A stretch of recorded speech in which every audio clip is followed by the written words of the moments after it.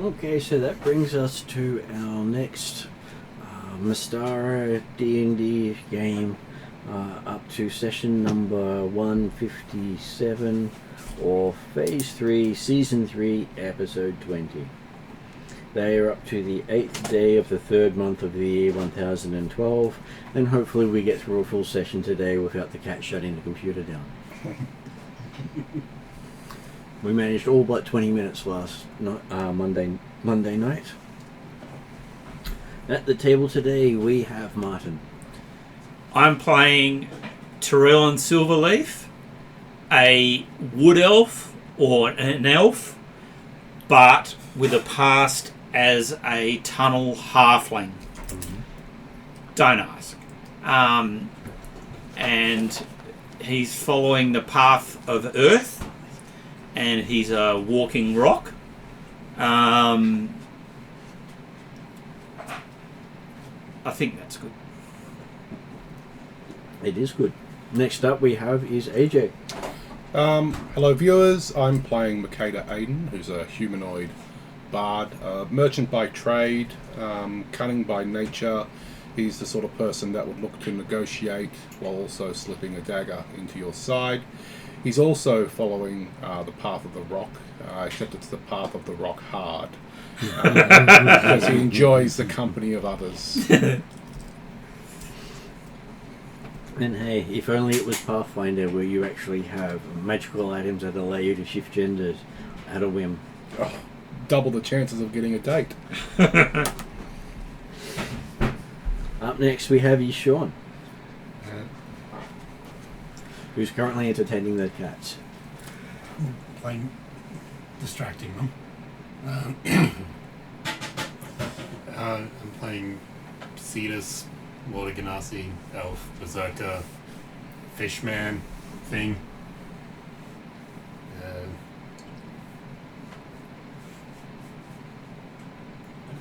What else do I normally say? What level are you? He's level 13. Might be leaving soon. There's also your mother-in-law and wife that are possibly relevant. Yeah, his And mother-in-law. brother. 2 out of his 3 mothers are quite powerful things. One is a very powerful druid. Another one is a kraken god thing. And you're sure they're not the same one? Every time you get closer and closer to thinking they might be the same one. Considering it was the druid's daughter that made him the way that he is now. The druid's daughter is also his wife. Yes, well, hey, it's always good when you can make family. Much like necromancers. Well, that just makes the family tree a bit weird if Drusilla and the lady below are the same one. Well, maybe she's related. Yeah, maybe. It could be a ragdoll.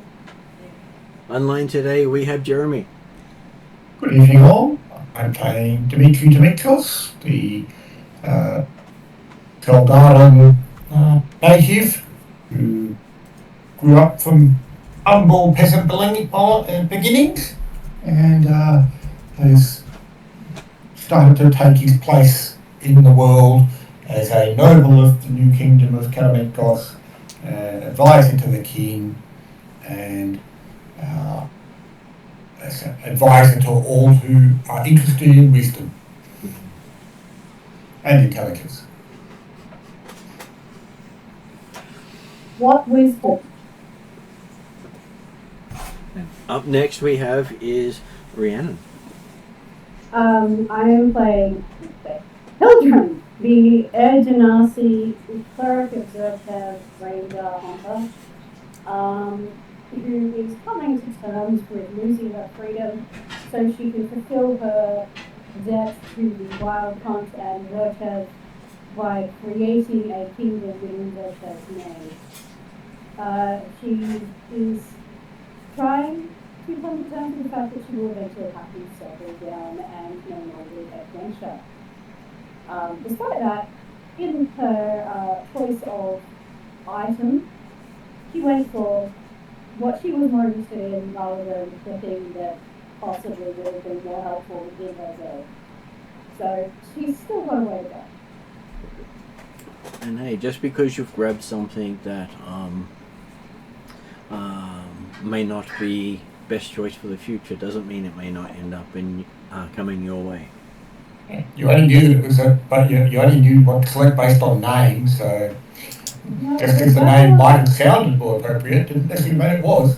The devil of the arbiter seemed a little more sovereign than the tenet of the sky. Well, wait and see. Yep. Each person She will. chose it because it was more her rather than because we Absolutely. got about it.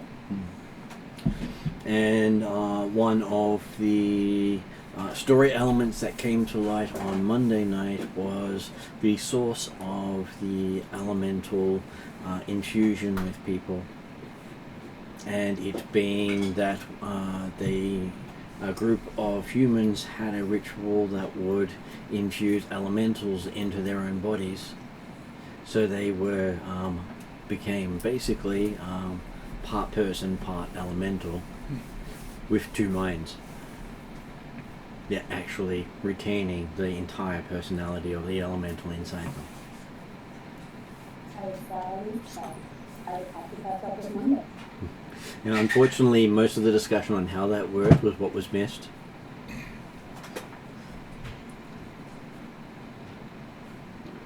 Because of Creative Cat figuring out how to unplug things. I would have to check in the table and get it done. And with this one, you had many connections with this storyline over the 150 sessions that this has been running for so far. Ranging from giants starting to make news of gathering beyond small herds of them moving, to the fact that they started building cities, to stories of a crown of the storm giants being broken, and that eventually led you to the storm giants. You came across many tales about how this is all related to the dragons, and it turns out it was the dragons that broke the crown. Also the dragons that created the crown in the first place. And the crown is about how it's generally attached to a male giant in relation to suppressing the female titans of the giant world, which they call matrons. Each being the hive mind of their people.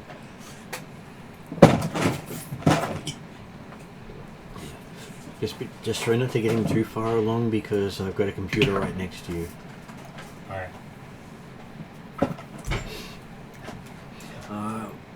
In dealing with stuff, you managed to find the king, and with the reasons why the king was imprisoned, you agreed with in the end. Yes. Because hey, even if he was enslaved himself in some way, how he did things was also important. Because they did not control what he did, they just controlled other things about him, such as he had to follow the basic rules that they put down, and most of that was the giants weren't allowed to gather. They weren't allowed to reawaken their matron.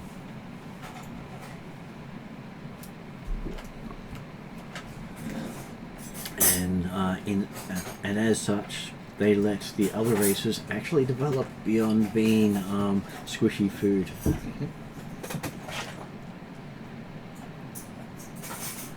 And last we had it, you had just managed to survive meeting the lady below in the form of a kraken and a overly large red dragon.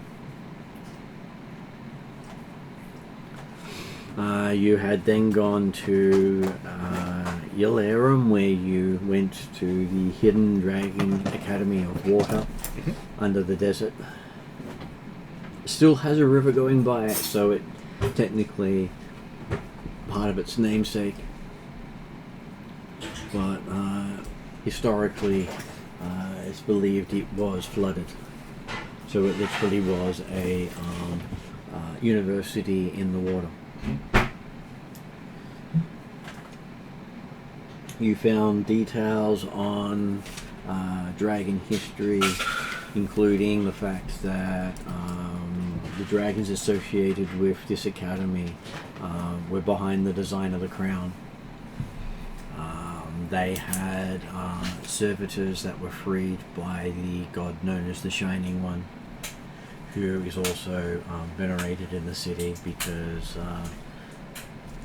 they didn't hate their servitors, but they didn't actually see them as anything but servitors until he freed them.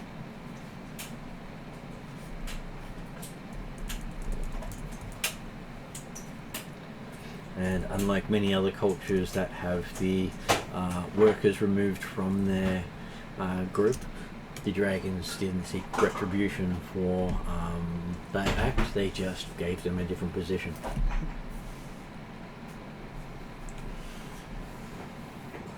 And then went about working on building another group of servitors, having not learnt their lesson.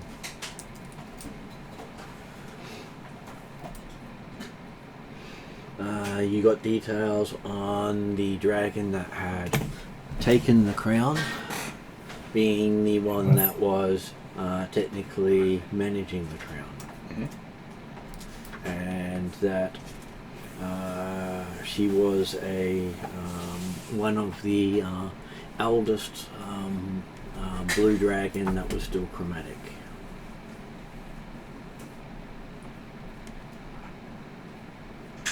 Was that actually Imrith? That is Ilmrith, yes. Okay, right. Who was also the one who was masquerading as one of the advisors to the giants. Which was how she was literally managing the crown. Yep. And that most of the magical items that the giants were using to suppress were all dragon items, not giant items.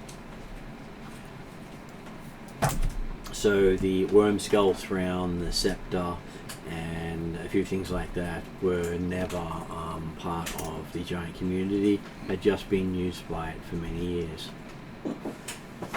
But and we got word or knowledge that Imrith had stolen the crown from the king before he got arrested.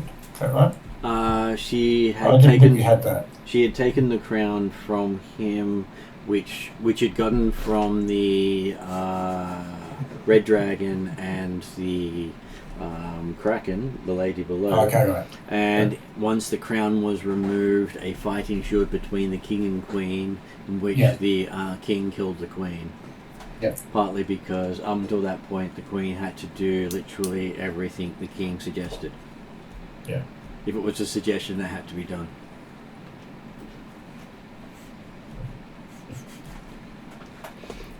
I think she also stole a scepter or something from the princess, or the now queen of the giants. Is that right? Yes, she did steal the scepter, one of 10 legendary scepters, which you then found out later were belonging to the 10 dragon cities. That it was literally Dragonkind were using yet another tool to suppress the giants, and the blue dragon had removed all the suppression tools.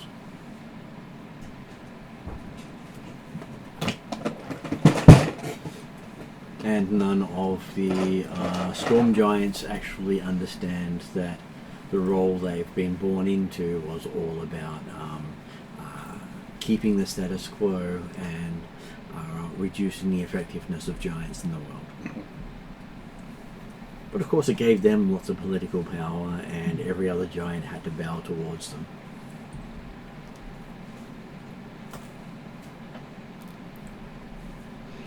and you had managed to get a guide who got you to the Dragon Academy and found out he can take you to Imra's current lair, where it's said that is a major ley line convergence Yes. in the Valley of Death. Because hey, names like that always have a meaning.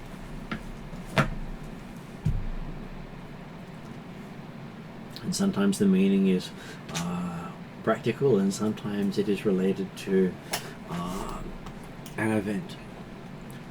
So do we have any unfinished business in the underneath where the Dragon dragons live? Well, they have offered you a chance to spend a couple of days, a week or two, to recover, to refresh, to learn. It's like a reading to do, yeah. Okay. And find out what it is that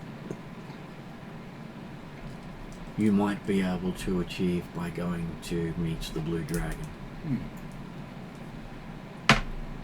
Basically, she is old enough to be beyond the politics of her kind. Generally, by the time they reach that stage, they pretty much do whatever they want. Okay. So I say we stay for a couple of days and recharge. I want to do some research about the American particularly at the time. Could you turn your mic up a little bit there, Rihanna? I don't know if I can. Okay. Hang on, which mic I'm using, let us see. I've got you on 200% on my end, and you are still fairly faint. Sounds like there's something covered. Give me a second.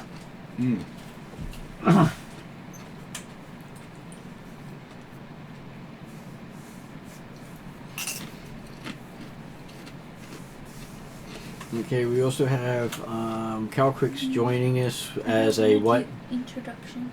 I was doing your introduction. You didn't warn me. I like him.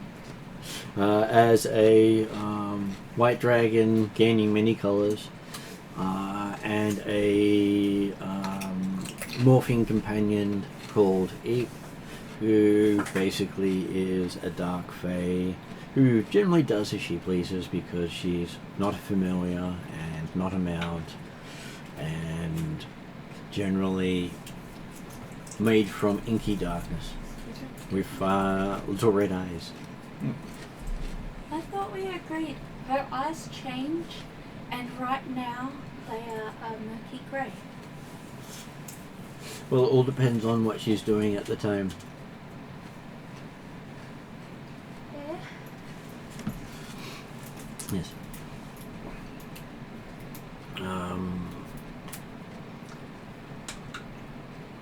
Sorry. All good. I was just trying to remember where I was up to. And Rhiannon, do we want to test your microphone again?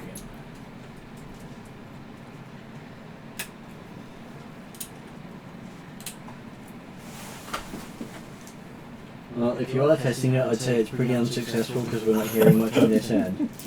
Hopefully she's still working on it. So you can't hear me much at all? I can hear you now, but I was just asking if we could test it. You're still pretty quiet. I have to listen carefully to hear you.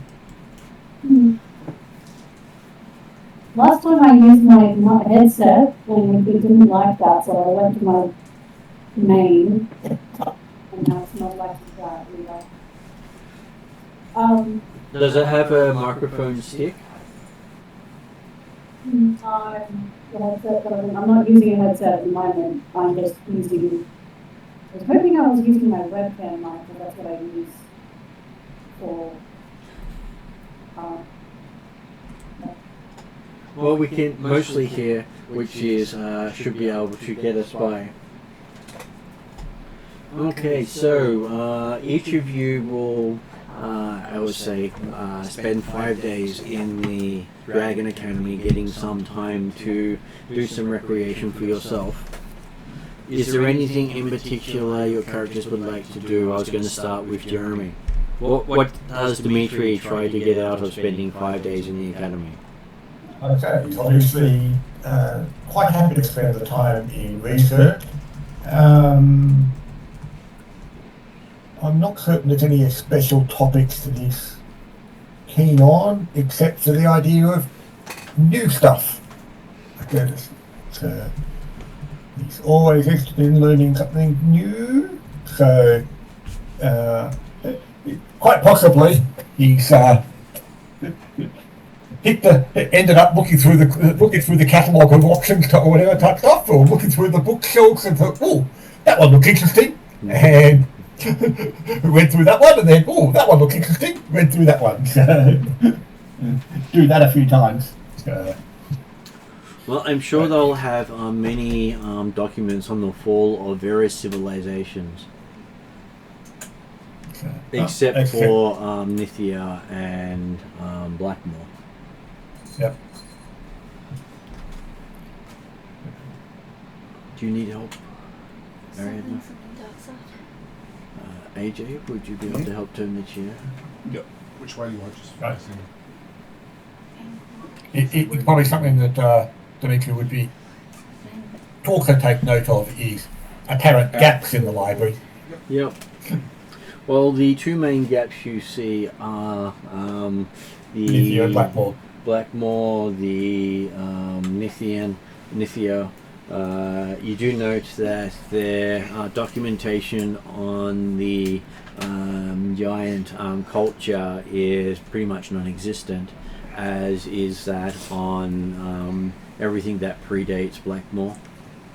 Mm-hmm. It's almost as if the previous dragon communities and information has also been lost. Which is understandable considering not even the gods from that time are still around. Yeah. Or at least not in the normal form that the gods here are around. Okay, so he's looking to learn new material. Yep, that's cool. I think Hilton put up Imrith and sorry, I've lost the chat again. She put something into chat for Imrith and that's right, and supplies. Okay, so Hildrun is able to find out from a lot of people that Imrith is fairly well known in the sense of she's been around far longer than anyone in the academy. That's what you get for being literally the oldest blue dragon that's still chromatic. And most of the university attendees are the chromatic dragons, because they're the ones who still want to get involved in the day-to-day events of the world and not be required to pick a side.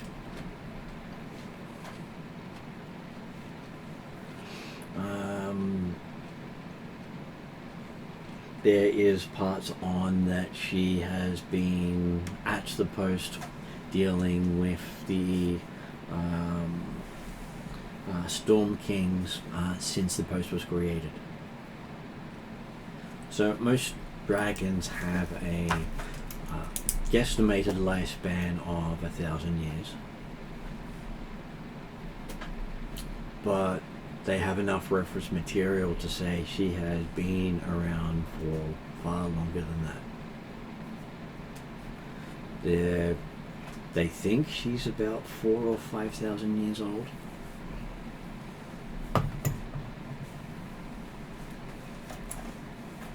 Is that better? That is a lot better. Yay! Excellent. I pulled my headset out. It seems to be 1 week of the no headset works, and 1 week the headset works better. I don't know. Well, the thing is, you just have to thank Micro Screw for all the way it likes to help you get things done by saying we're going to be consistently inconsistent. Yeah, consistent inconsistency seems to be the name of the game at the moment. Micro Screw being the ultimate version of the large company that shall not be named. Well, it's always best not to name them directly, because when you say something disparaging and you say the wrong name, then obviously you're not as liable for it. Okay, so yes, you do find a fair bit saying that you get a lot of fear from many of the others about what would be required to actually go up against someone who has had 5,000 years to learn, and dragons gain power through time. They can get it from adventuring and other stuff, but the older they get, the more powerful they get. They're supposed to start declining at some point, but no one knows when that point is. And it's normally death. Here's the point they start declining, and it's a rather sudden decline. Yep. Is it also true, though, that a young dragon can gain age by reading instead of just enjoying life? Well, it's more than just reading. It's about actually learning. Acquiring knowledge and applying it. Yeah, so you can read all you like, but if you can't make that part of what you are, then the knowledge has no actual value. So knowledge for the knowledge's sake, great for certain characters, not great for dragons to advance. If the dragons can then have a way of being able to use that knowledge, they can advance their age categories very rapidly to the point that what's still considered a hatchling may actually be a huge dragon. Because that's the difference between Brulifer and Calcrix. Brulifer being a blue dragon in Denegas that we met, who was 150, but had the age of a child because he chose just to enjoy a life without paying attention, whereas Calcrix is 13 but has the age of a 150-year-old dragon because she does multiple missions and parties and applies all the knowledge she learns. Though you may also say that you would be of a larger, higher age category than Brulifer. He's gotten behind the air fryer. Yeah, do you want me to go get him? He might push down the great cat wall if he's not. The bench is technically cat safe. Until he figures out a way to break something else. There's He not tries a lot his left to break there. Yeah. The downside is we don't have a way to close off the kitchen. As long as he's not going to push that away, and I'll remove that soon. Okay, so yes, dragons can age rapidly and dragons can age slowly, but size is generally your main indicator on power.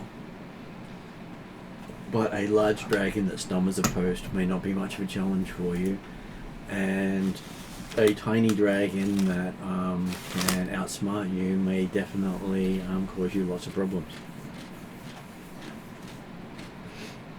Okay, so that was Hilda and investigating Ilmarith.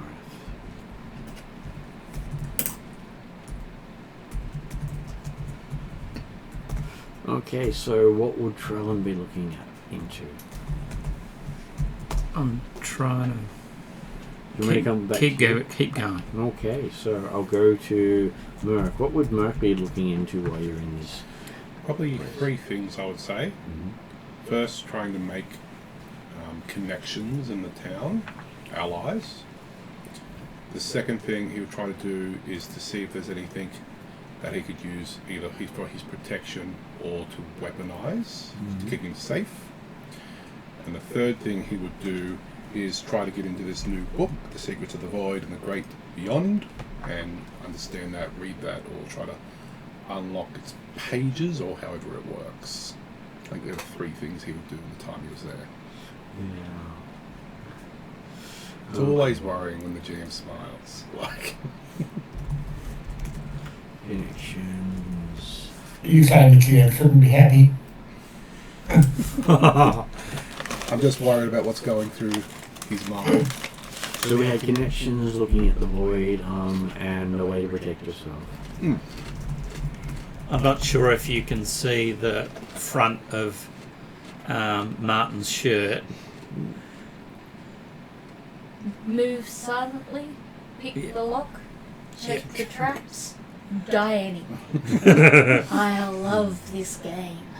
I actually wore this to a mental health assessment thing. With a Deadpool hat with Dead Inside on the front of it. The psychiatrist got the joke. Nice. Well, if you're going to go do those things, you may as well go in with a sense of humour. Okay, It is helpful. you do find that most of the dragons don't deal with the void. They find that a rather distasteful subject because it's about nothingness. You want to talk to Okay. Cultrix is across the void. And they would all swear to you they don't have any information on the void in their academy. It's one of the subjects that is never taught. Okay. Very So- interesting. Had a book though. If you put in your notes at some point to talk to Calcrix, she learnt her information about the void from Mistress Nyx, who is not a dragon, but one of the gods of the entropy, and she educated Calcrix on it when she was very young to make her understand that death is okay. Well, for dragons, death is a end of learning, end of advancement, game over. And you only get one life. She was only 3 or 4. She encountered a lot of death, and then she stumbled across the Mistress Nyx, and they had several long, deep and meaningful talks while she served to complete a mission.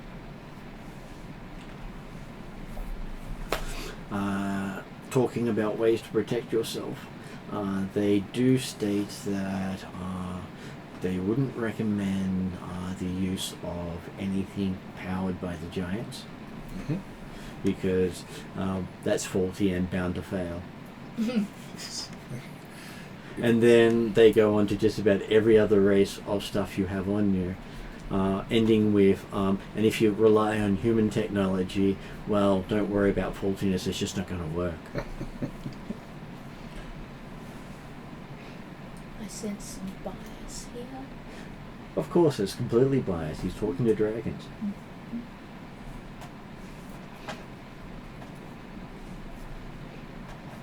Okay. And they say the best defense is to hire a dragon. Well, that is absolutely something Merc can do. Calcrix takes bribes in the form of coffee and any kind of baked goods. Merc can buy baked goods and coffee. Absolutely. I can recommend a place. In your alarm? Yeah. Calcrix owns a coffee empire. Just buy them off Eep and we sell it back. Yeah, We'll that's give it back. I'm pretty sure That's Eep pretty makes much cookies. it. You can literally accept cookies from Eve and pass them back to Calcrix, and as far as she's concerned, that's a fair trade, even though you didn't have to pay for it. Okay, so, what about Cetus? He'd probably look for any information on the elves that became dragons.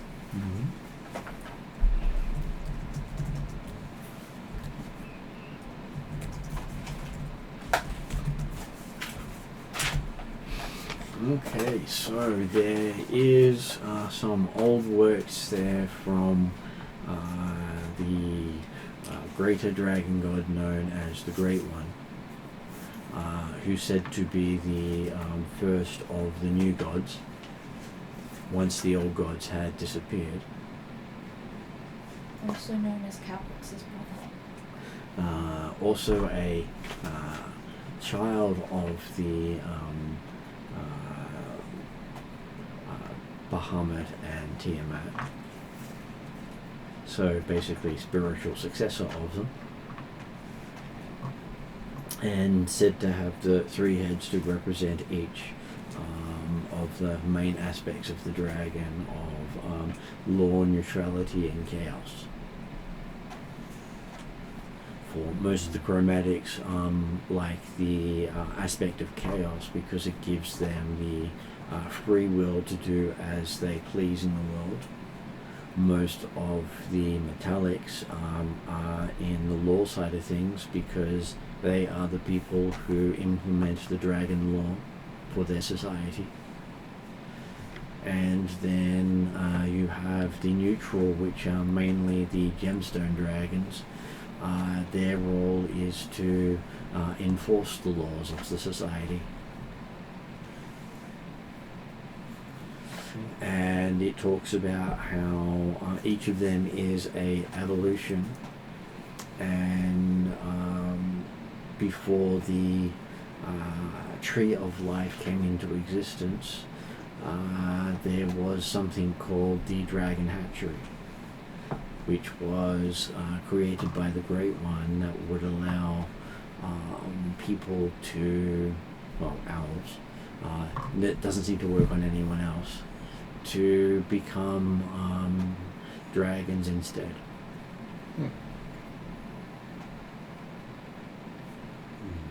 Though in doing so you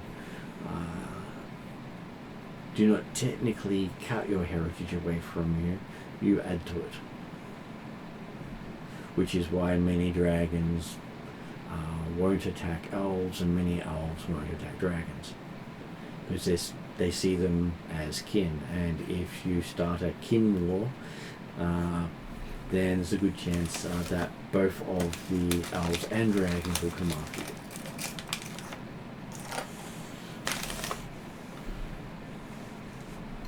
Because the elven gods still enforce the don't attack dragons to their followers,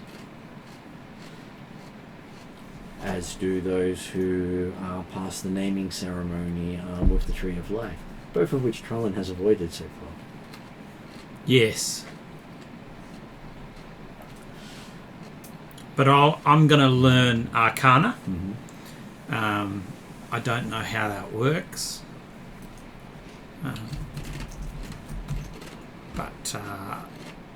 So there's I've got Sixth Sense, and that kind of favours wisdom. So that's Arcana. Okay, so Trollan ends up spending a majority of his time in the Dragon's ABC schools discussing pronunciation of certain words, which is all related to the casting of magic through Arcana. No worries. Because the dragon language is technically the root of Arcana. Cool. Pronunciation is key. You also learn that tone is also key. So it's not just pronouncing it, it's how you pronounce it, because if you change the tone, you can change the intent and the effect. And their most powerful works are all sung. Right. It's basically all about imbuing it with passion over just intent. And I have some books I can share with you that teach you how to use your tone and pronunciate as well. Which is completely against the elven teachings, the human teachings, all the other teachings, because majority of those are about the intent is more important than anything else, as is keeping it measured, precise, and specific to each target. Well, I'm an elf, and I've got a belt of hill giant strength, and I somehow have an association with dragons. Yes, you were learning that life is complex. That's right. And if everything was perfect, you wouldn't be adventuring. It's Leviosa. Exactly.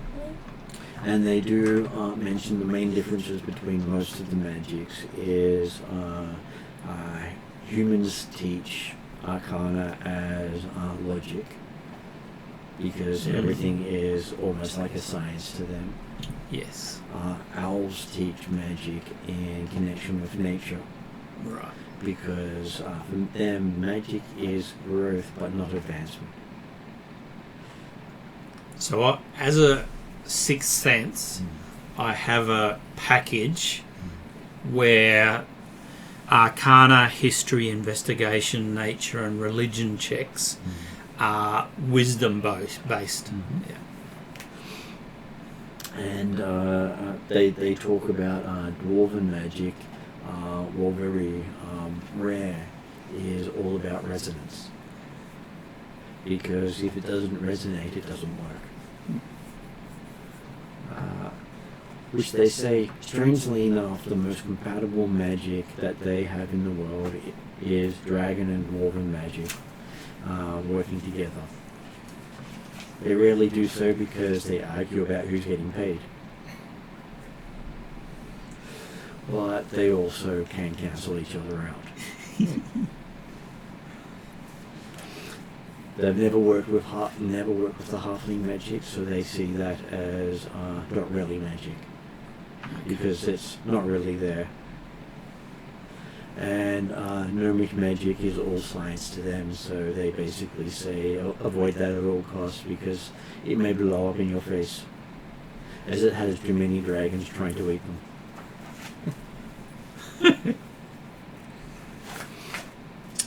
So yes, each of you got a small smattering of life amongst the dragons. You have probably gained a bunch of provisions that you can stick on the boat with you. Your boatman said he would return in 5 days to pick you up. Did you skip Calcrix because you knew that I had this list written up? I had not. I was just giving you a chance to set yourself up. Are you ready to point in what you'd like to have done in those 5 days? GM permitting, of course. She's put in a request to see if River will have time to meet with her. She would like to try to research either, and if allowed, she wants to advance her temporal knowledge up from the book of water that River gave her last time. She basically wants to see if there's now an advanced water knowledge book that she is allowed to take with her. And the other thing she's more interested is what information she can get around how magic works or doesn't work in the Hollow World.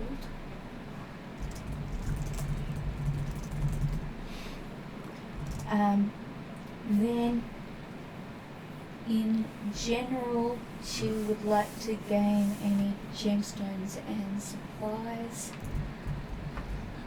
that would both be for the next part of the journey, so she'd probably do some of that supply run with Hildren, because we're both Focused on making sure you don't miss out on stuff. And the other part will be she's always looking at new and interesting gemstones.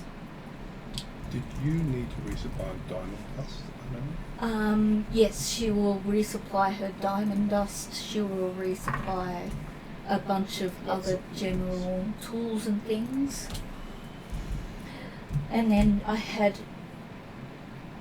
a few questions specifically for River if I get a meeting. Okay, I'll get to that in a moment. I just Yep. wanted to check something based on when you're turning up. Yep.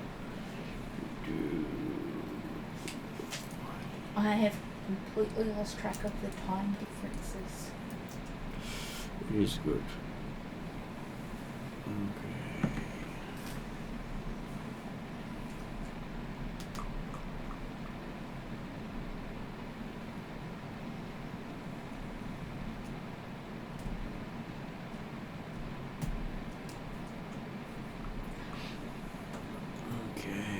It is considered the when we get to the actual you able to do stuff, it ends up being another 7 days in total for departure, and you'll be departing on the what do we have to do? First green moon of the year. Green moon is Spring. Earth. Earth, yes, it's an Earth one.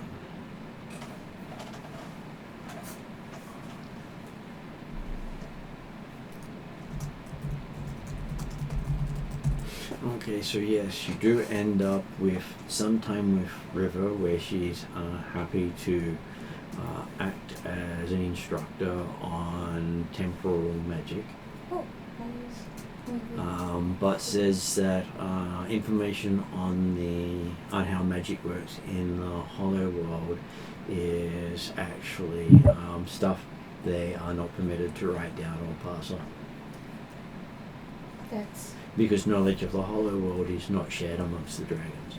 She will absolutely respect that, and she was They say prepared for that answer. They say that has been passed down from the god known as Ka the Preserver as a way of stopping dragons from interfering with the Hollow World. Kara and I are on first name terms, so. And she says it's not from how it's set out to be, it's from what dragons have done. Knowing our history, I understand that, which is why I was prepared for that answer. And she says good intentions are road to problems. Light version. Well, they don't particularly want to go to a specific goddess. So, the other specific things you wanted to ask was, she's trying to track down 2 spells reincarnate to put in. She's got 2 rings of spell storage. Mm-hmm. If River knows where Calcrix can find that, she would appreciate that. She's also trying to see if she can track down an item like her friend Zal had, which is a crown that helps you think better. I think it's like a crown of intellect or something, but Calcrix wouldn't call it that. And the last question she had was if River knew any extra information about finding the shards that we're looking for. Okay, so she does say technically the gods have multiple items that each work separately yet together. And the shards that you're referring to specifically for the Crown of the Hollow World? No, the shards we're trying to find and return to the Matrix. She says that technically the statement of the crown being broken is not the crown itself being damaged, just removed from its Kind of on the guy's head. yeah, The bearer. from its bearer, yes.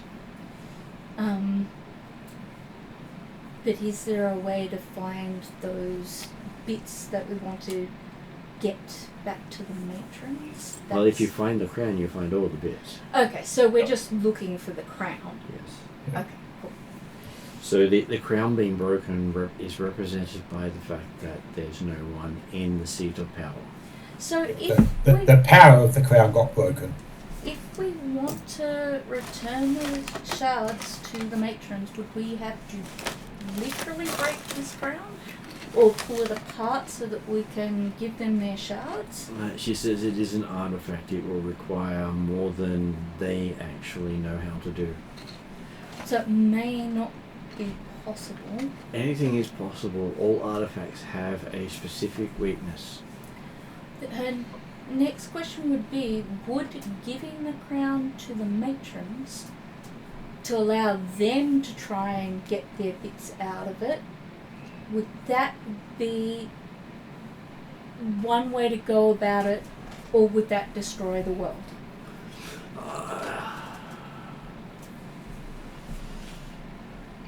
The hill giant matron told us to get it to her, and now the matrons will do the rest. Sorry, I did forget that. From River's perspective, she says that you're better off taking the crown to the Great One as a request for knowledge. Without having the crown in your possession, he will not actually give you any knowledge about it. So if I can acquire the crown, have a chat with the Great One, we could possibly achieve our goal. Most gods will not give you specific knowledge about artifacts unless you're in possession of it and they're the right god for it. Okay. Because otherwise that information gets loose. Because I do remember, Rhiannon, that there was a question about, even though the giant matron told us to give her the crown, we weren't sure that that was a good idea, and we were trying to find out information that... I asked the frost dragon elemental. Yes. That was my one question. Oh. And she said it was all good. Okay, I'm sorry, I keep revisiting that. So also remember, it is all good from the Frost Dragon's perspective on what the Frost Dragon wanted to happen. Oh yeah, but I like the frost dragon, so I'm willing to believe her at the time.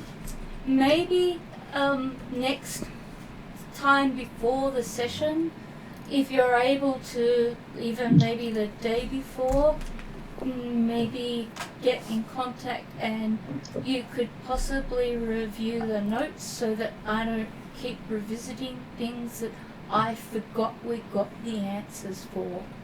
It's a good idea to ask River for a different perspective. And this is the thing with Martin's games, is different perspectives are good. Critical thinking. But I don't want to rehash ground we've already covered, Whereas just because my brain is not holding on to it. Well, the other thing is the players will get the information from the perspective of the person they're talking to. Mm. And sometimes that is truth, sometimes that is a blatant lie because that's the information they want passed on. And I know that gods can't hand us answers. Mm-hmm. But you did get told away that the gods can grant you answers. And answer, so... And a direct answer instead of just a riddle. My last thing is to give her a gift.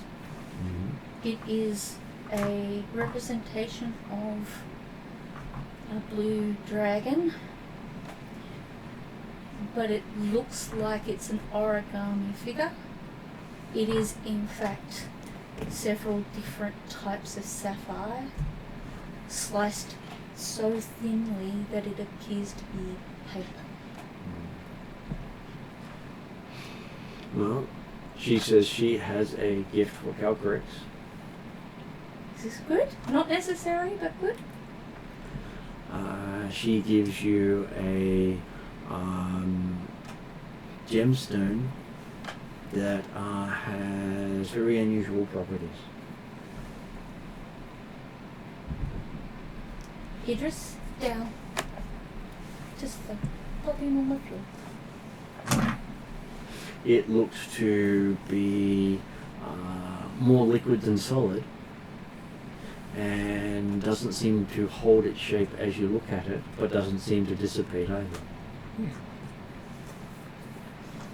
I don't know. I can't remember if dragons are into hugs, but Calcrix will impulsively give a very enthusiastic hug to the river. Because this is one of by far the coolest things she's ever acquired. Speaking of acquiring things, did I find anything useful in my supply run? Interesting weapons? Okay, so considering the academy is built for dragons, majority of the weapons you find are things that enhance their claws, their bite, their wingtips, their tail. Yes, to all. They don't actually wield very many weapons themselves, but the weapons that they do wield start at the huge to gargantuan size. So the elves and the dragonborn and stuff around haven't infiltrated the weapons market yet? They have not, because most of their stuff here is about learning to use the element of water and time. So I don't find anything that would be particularly useful for the party, I think. Does Hildren use any kind of spells? Magic? I can't remember. I'm not Arcana. I use nature magic for my ranger stuff and divine magic for my cleric. Can Calcrix, as we're searching, suggest to you that perhaps you ask around about perhaps some kind of wand or maybe a ring or tiara sort of thing that might be nature water based? I do have my tattoo, which is my holy symbol, which I'm trained in, and boosts my power.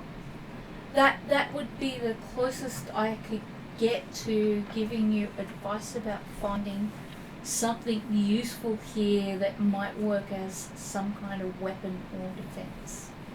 I wasn't expecting to find much. I just thought it was worth exploring as a, just in case things go bad. Yeah. Well, you get the impression from the giants that the dragons that you talk to, that they don't stock in weaponry that can be used against them by most of their opponents. That makes sense. The majority of their opponents are from small to large size, so they don't carry anything in that range. Sorry, AJ, can you remove Kitten from behind the air fryer again? And there's not like any protection-y sort of thing that could be useful. I know AJ was looking for it, but no sort of talismans or something that might help us with facing a blue chromatic dragon. Okay, so they do have things to grant your wings protective layers. I mean, I have wings, but I don't think that's going to happen. That's going to help much. Never hurts to take something and just see how it goes. My wings are sort of made of my cloak. That's actually adaptable. Like, they could possibly, Martin can correct me, apply that magic to your cloak. Put him on the chair here and I'll see if I can convince him to stay. Or at least keep him occupied for the split seconds he's there for. I'm happy with not finding anything. I just thought I'd look, and I figured that our lovely GM, if there was something to find under weaponry or protection that would be useful, would hopefully mention it. You do think that the magic they talk about to you use wings as protection may actually work on your cloak. That's How much is it? What do I have to learn?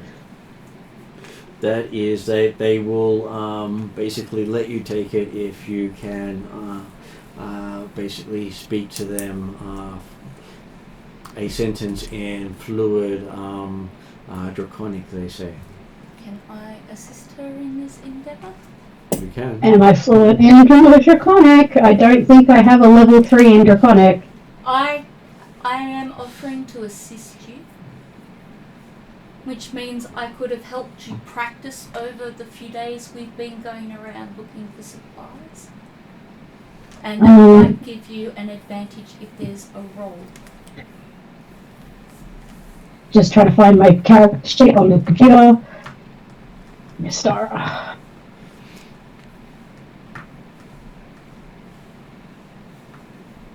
No, I can speak Draconic, but only at like level 1. Okay, so it they will give you a chance to do it with Calprix's help, though it will be a performance roll with disadvantage in this case. But this is the worst character for this. You want your dice? I left my spinner in front of the printer, I'm sorry. That's okay, I put it there to get it away from Idris on Monday. Sorry. He was trying to pull it apart. Literally the worst character for this role. So how does advantage or assistance from Calprix look in doing a roll? He gets over a roll. Right, okay. Most of the characters wouldn't get a roll unless they're very highly trained in Draconic. Disadvantage 16. Okay, so pronouncing the sentence they give you, you seem to make part of their display move a little bit, and they seem impressed that you managed to actually get some of the tones right. Mm-hmm. They hand you a small tin and say that if you were to rub some of this on your wings, it will provide you protection against cold. Or cloak in this case. They'll Yes. only say wings Yes. because of who they are. Yes. But It's up to the it's for the player to interpret that it can also do cloak. Mm.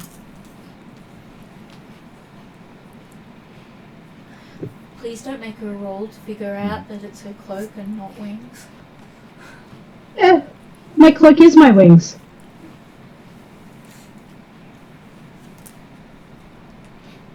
More a genasi thing than a dragon thing. Wings are wings. Would like to point out, thank you guys, Turkish was the right suggestion. That was AJ. Hold up. Okay, so you do also pick up what some of the other characters had as well, that it is the musical nature of their language, which is rarely used in front of others, that provides a majority of their magic. Is that one of the reasons I have songstress in my skills or crafts?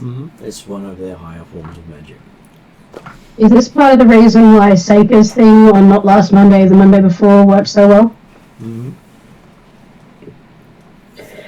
Sweet. She is going to learn dragon magic somehow. Though, accidentally, she doesn't really care about magic. Okay, so yes, you have now managed to get yourself a vial that will protect you against cold. As long as you got your wings out. Oh, good.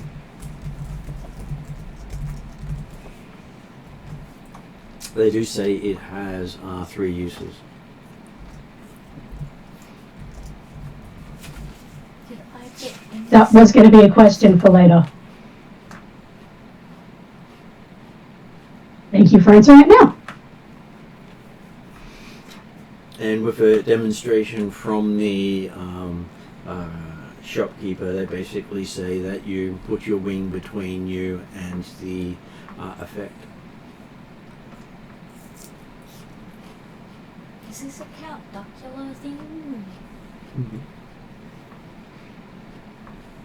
Or basically use your wings as a shield or dome.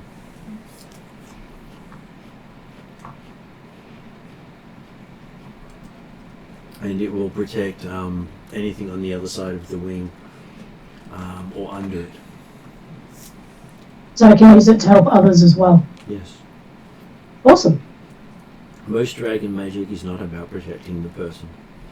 Mr. Squishy knows who to hide behind now.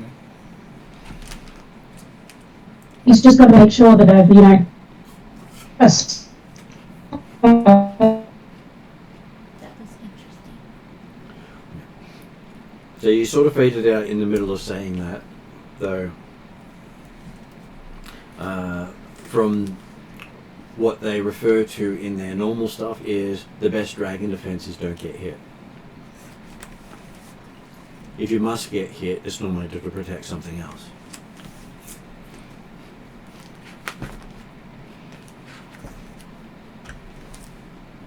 And then on the day of the 15th of the month, you have horrible death show up. I've got a gift pending from horrible death. Mm-hmm. I also wanted to find out if I got any success with either my crown of intellect I was looking for or the spells from my spell ring, storage rings.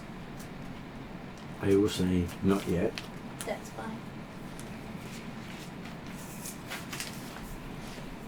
Sorry guys, I'm still trying to figure out why it seems that I get less garble if my output is through the speakers attached to my computer, but my mic is my headphones. So trying to figure out how to customize and set up that setup. Always fun. I think I figured it out. Sounds much better.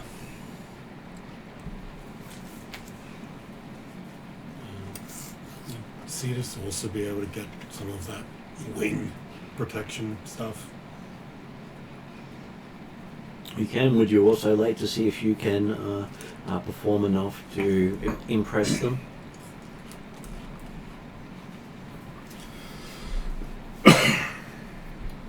And can you form a wing? Cetus has similar thing to Eldrin. Except I would word it more as his cloak is his wings instead of his wings are his cloak instead of what Eldrin said.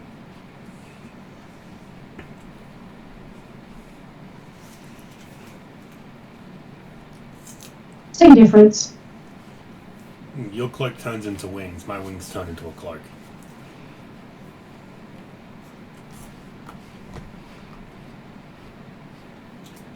And it's very much like potato. Well, so I'm an adept, Mm-hmm. and I can bounce off water, which is great. So Gale Walk is pretty good, and Water Walk is awesome as well.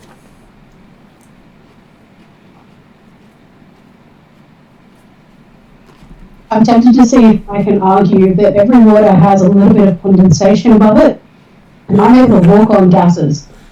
Right. I can walk on water, does that mean I can walk on the fog? Still walking on water, it's just little tiny bits of water. It's the same difference. And yes, you're always welcome to argue. We'll see if it comes up. I can't guarantee you'll succeed, but you're always welcome to argue. I'm fairly unsure I also have the spell, but, you know.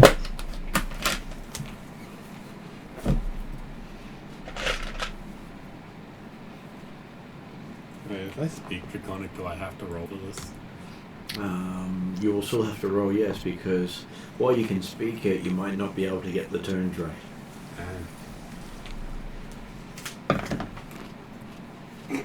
That's a 1. Okay, so I'm sure it goes around the community about how someone managed to insult the shopkeepers so much they packed up and left for the month. Oh, no. So excited, they were so nice. Hey. No, I probably should have done that before. I was gonna say I have my like divination wizard thing, but I should probably roll for that before. I rolled a 17 for that. Mm-hmm. Come in handy later. Yep. The things that enhance the wings, the teeth, and the claws, Mm-hmm. is there any of that stuff that would work for Calcrix? It would. Does she have to choose one?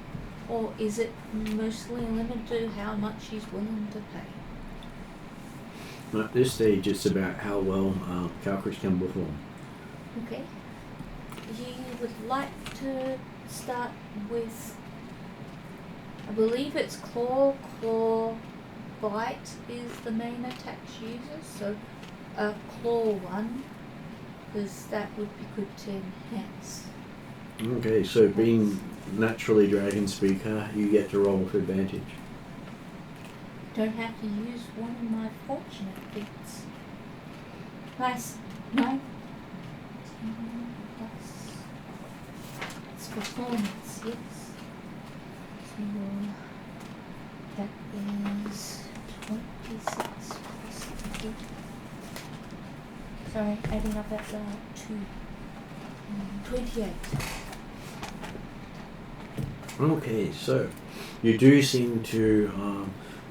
I'll say this happened when you were there with Hildren instead of Apologies. after Cetus, otherwise it would be a little hard for them to be there. That's what I was thinking. You do make their. They have basically a carving built into their store which lights up with a pleasant tone. Indicating that you have managed to hit the right notes. This is good. And they do give you an ointment that you can rub on your claws that will add a energy damage to it. Can I alter that slightly? Mm-hmm. Can it be nail polish? Has the effects of nail polish. Because that would be cool, so I can paint my nails. So you get to pick a element. Claw, piercing. Well, more in the fire, I'm thinking acid, force, lightning, sonic, psychic, necrotic, radiant.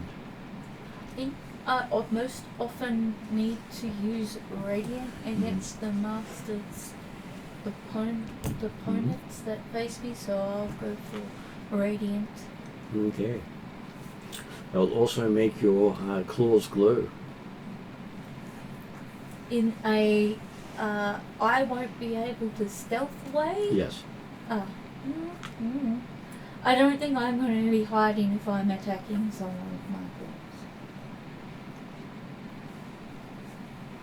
Radiant. We get into combat. Everybody else is fighting. First round, Calcrix is painting her nails. Does it work like that? Probably, Or yes. can it be something I can do before battle? Well, you can do it before battle, and it will generally last for a number of attacks. Okay.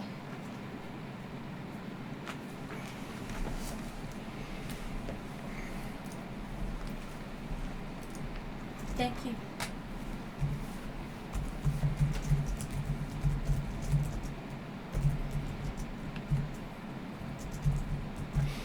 And because you managed to impress them, they give you 5 uses instead of 3. Thank you. Okay, so horrible death does show up. Who's getting the gift? I think it was Trello. Well, I was hoping that it was pending. So but if you want to force it on me, go right ahead. I'm not going. I think you said you were expecting a present from Horrible Death. I was just saying it was pending. Right. So it was to be collected at a later date.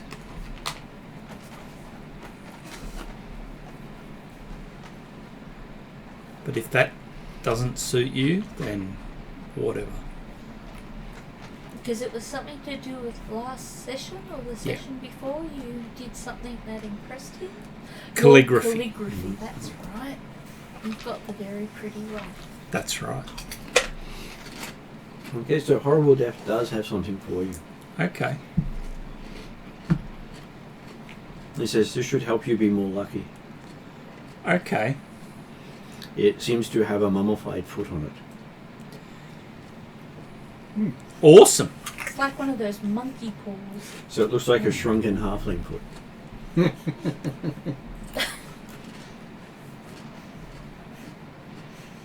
Why are you so That would be grand.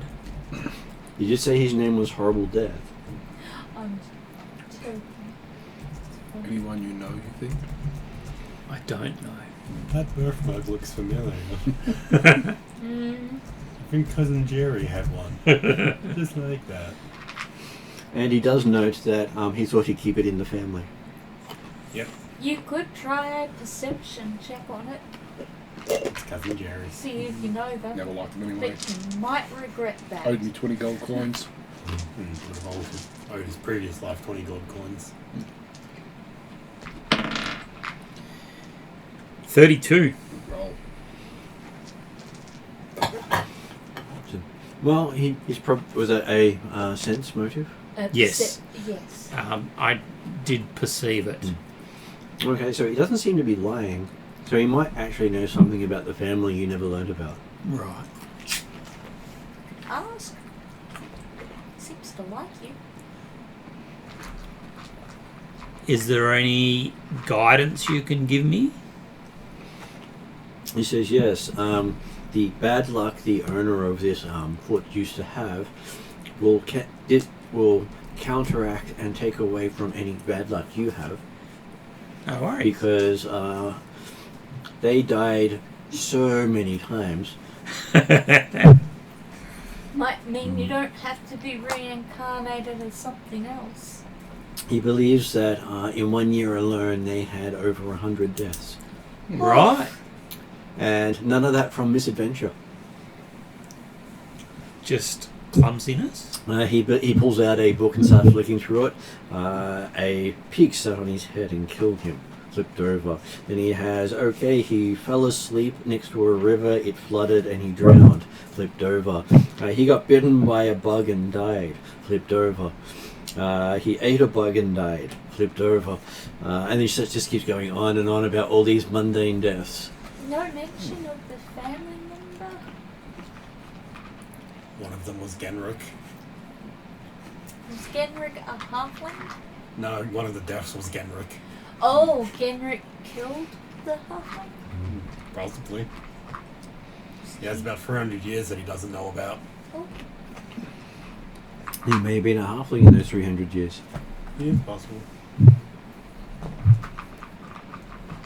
And it sort of refers to that this halfling family moved away to Darrakan to get away from his unfortunate incidents after he burnt the house down and died because he forgot to tend the fire before going to sleep. Right. How is he reincarnating each time? Apparently, he had a god on his side who just kept feeling sorry for him. This is the excuse from the dragon.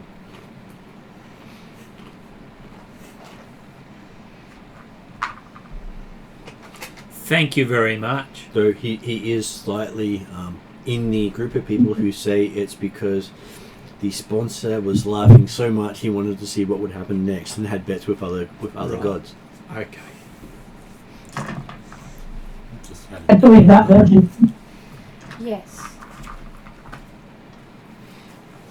And you wouldn't put past them that there was a bunch of trickster gods all bringing him back to see who could kill him the most mundane next. So what does it do? It gives you luck. So it gives you the lucky feature of a halfling. Oh, okay. No worries. Pretty good. But he says be wary of its use because it may come with drawbacks. Right. might only have 5 users. Each time you use it, the total goes down. Might be like some of those items that you have to roll a dice to see how many charges you get, and sometimes all the charges get used up, that kind of thing. No, he says that the more it's used, the less special you seem to become. Okay. Do you have to willfully make use of it? Yes. Okay, so you get a choice. So, that's So from a game perspective, for every one you negate with it, your next 20 is negated. Okay. That works. Considering we're about to set off to try and find and hopefully negotiate with this ancient monochromatic dragon, can I have prime premonition in the morning, please?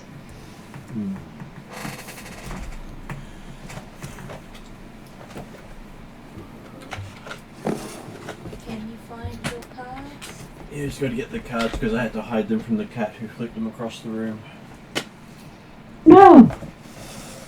I mean, I can just roll and take a roll, but it's always more fun when you give me a premonition. I think Martin appreciates any opportunity to get out his pretty cards. It's also nice to have influence the game without having to think in advance. I like a degree of change. Okay, so how many cards in and flipped or reversed? Let's go 10 because it's Nikolai's 10th birthday the next weekend, and considering when my life is going, flipped. So flipped. Okay, so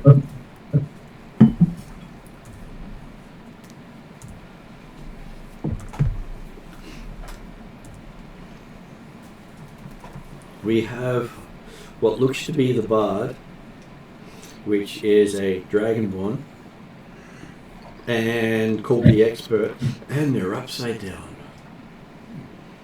You can have a look if you like.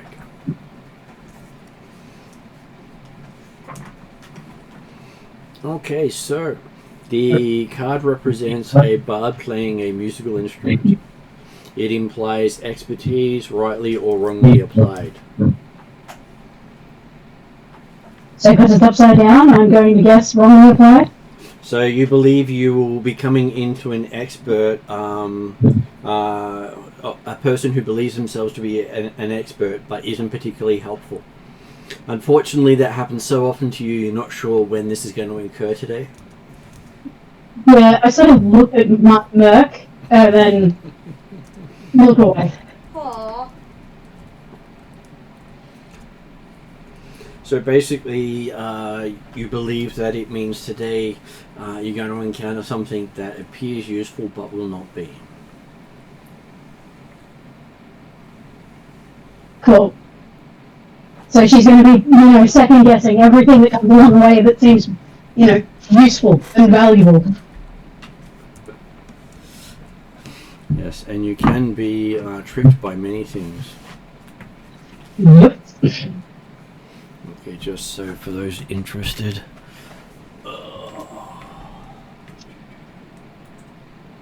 That's the expert card. I do love that deck. And the void card just happens to be on the bottom. They are all beautiful cards. Oh, I avoided the void. Obviously, Merc has read that card already. Well, the Bard and Void all in one go. I actually bought a set of these cards, but I bought them from Temu. Oh no. And when they showed up, they were so bad. They were the dodgiest things. I threw them in the bin. Oh no, that would have been a great demonstration of what not to use Temu for. Exactly. That's exactly what it would have been. I mean, I have two decks because they sent one that was slightly faulty and one and a replacement one. So if you really want, I could give you my slightly missized cards. I'm very happy with missized. The ones from Temu showed up, and they were like on A4, sort of just that normal paper. Yeah. So these ones are the mid-sized deck. The reason that they sent a new set was they weren't cut evenly. Yep. And the new set is cut evenly, which is still in plastic and wrapped. Yep. So you have. Yeah, I was keeping my mid-sized set one? separately, but I'm happy if you want, you can have my mid-sized set. Yeah, that'd be fantastic. Remind me next fortnight. I'll swap you for 10 tops popcorn. That's always a good swap. Okay, so Horrible Death is happy to take you to your destination. Awesome. As I'm sure he's using a lot of connotation about the whole name and take you somewhere. We are heading to the Valley of Death, piloted by Horrible Death. Yep. And he does love using a play on words.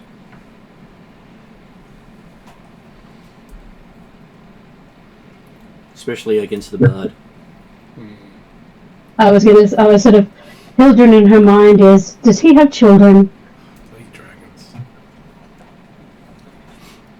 Well, he finds the bard to be the most source of fun because he seems to be the one who should be able to do repartee a lot better. Yeah. But probably not as cruelly as he is. I'm just like, bloody ferryman. All the same.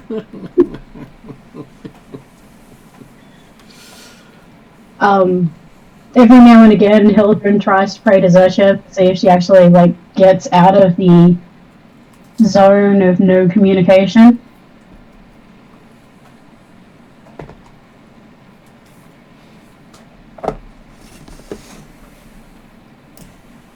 While you're on the Golden River that's lit up, you don't seem to be able to connect to anything.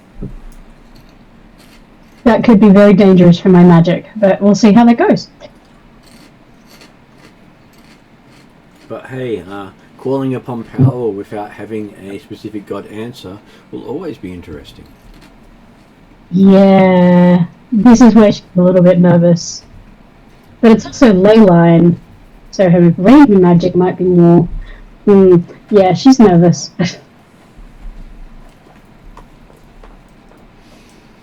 Okay, it doesn't take more than a few hours to traverse. At which point, Horrible Death said you have passed beneath the Valley of Death. I didn't feel a thing. He looks at you and says, he can if you'd like. I'm like, no, you just stick to your ferrying. Unlike the normal ferryman, he does like to get involved. No doubt.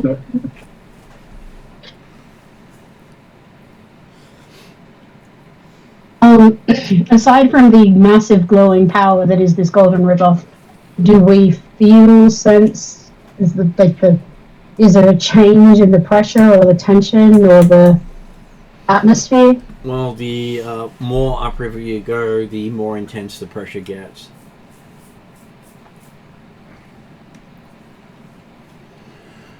So it feels more like it's drawing the magic of the ley line to it. You think that as the power is leaving, it's getting more dispersed. Okay, so it's going away from you rather than to here. Mm-hmm. You seem to be going to the source of whatever's creating it. You're getting closer.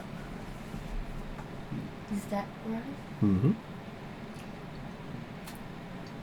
As we're travelling, I would ask Horrible Death if he does mercenary work. You write his name in sky glyphs and he'll kill someone for you, yes. Because Calcrix has some names. She's not going to write them in front of any parties. He says he does, though, depending on why and who, it does become problematic for those after he carries out it. Hmm. Okay. And do you work for gold or other types of payment? He says, that is what you find out afterwards, based on those answers, which he will not ask until he's killed the person. I've got other people to kill people for gold, which is quite simpler. He rarely needs gold. I would suggest that if you need simple assassination carried out, you hire a regular mercenary. You would only engage a dragon like Horrible Death if you wanted to take out a rival that was very powerful, and you will have to pay something significant. Yeah, I was thinking of the information we got at the school, that the only way to protect yourself is with a dragon. I don't know if Horrible Death is in the protection racket. I really do feel like Calcrix is sitting on the boat going, am I chopped liver? Well, one dragon's good. Many dragons is better. Well, from Horrible Death's perspective, any request is a one-sided bargain with the Fae. Yes. You basically get the effect before you find out the cost. I don't think honey will fix this one. This is just bad business. This is bad business. And he chooses the cost based on why and who. I don't think he's going to charge fair market value. He does not care about fair market value. He only cares about why and who. It will be fair market value, but since Horrible Death gets to choose how that is paid, i.e. part of your soul, that kind of thing. A foot. Mummified foot. What happened when you fighted bodies before? As I said, the only time you would use someone like Horrible Death is, say, you found yourself in a contract with a demon, not the big O, but the generic one. He might be able to take care of that for you, but then you will find yourself in a contract with him. And that contract may be open slather, whatever he decides he wants. Yeah, not worth it. Yeah. If you want cheap assassinations, one of Cetus's followers is an assassin. I've and got a pretty good one. I've got a group of assassins, and anytime I enter a town, I can find the assassin network. It's part of my character. If we're talking protection in the case of meeting with Imrith, you're bringing it with you. Because Calcrix is able to negotiate at a higher diplomatical level that will protect the party. And that's something she's worked for over her 13 levels. Okay, we'll see how we go. Seeing Merc playing around and mulling this over and feeling a little, underprotected. Hildren, calling it support Merc, of course, reaches over and casts guidance on him. It's not going to actually do much unless he does a skill check in the next minute, but she wants to know if she can cast her cleric spells. It seems to activate. Okay. Not that he does seem to do much with it right now. I don't know what it is. No, I just need to Give you a bonus for skill check. 1d4, I think. That I feel the magic activate. It does. So if I feel it activate, then that's something. Also, when we're getting close to our destination, it might be an opportunity for Calcrix to do her standard rituals, which would be telepathic bond, the long version, which takes 10 minutes ritual time, and Death Ward for Mr. Squishy, who is now currently worrying about contracting a dragon to protect him. And the last one is usually Battle Mind, even though it might run out before I use it. if I'm sitting on a boat spending 30 minutes getting to our destination, it might be something I'll just have in case. In a similar fashion, when we're 10 minutes out, I would like to do the ritual rapid conjure elements, please. Rapid. Conjure elements. Mm-hmm. Summon 3 creatures from the elemental planes. I'll have to choose what they are. I'll have to go back and have a look. Mm-hmm. Is everyone happy for telepathic bond? It'll go for 8 hours. Yes. I have no problem with it. I'm used to it. Okay, so you find out that you're pretty much very close to the lair when the boat pulls over at this large gaping hole in the side of the cavern that the river goes through. And further on upstream, the river is just clear water. But you get the sense that this gaping hole is the source of whatever power is powering the ley line.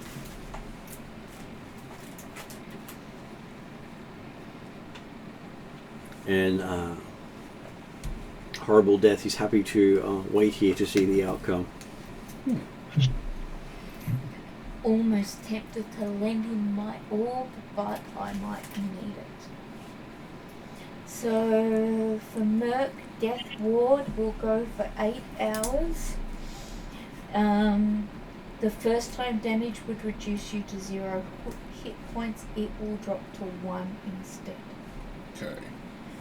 You cannot be instantaneously killed.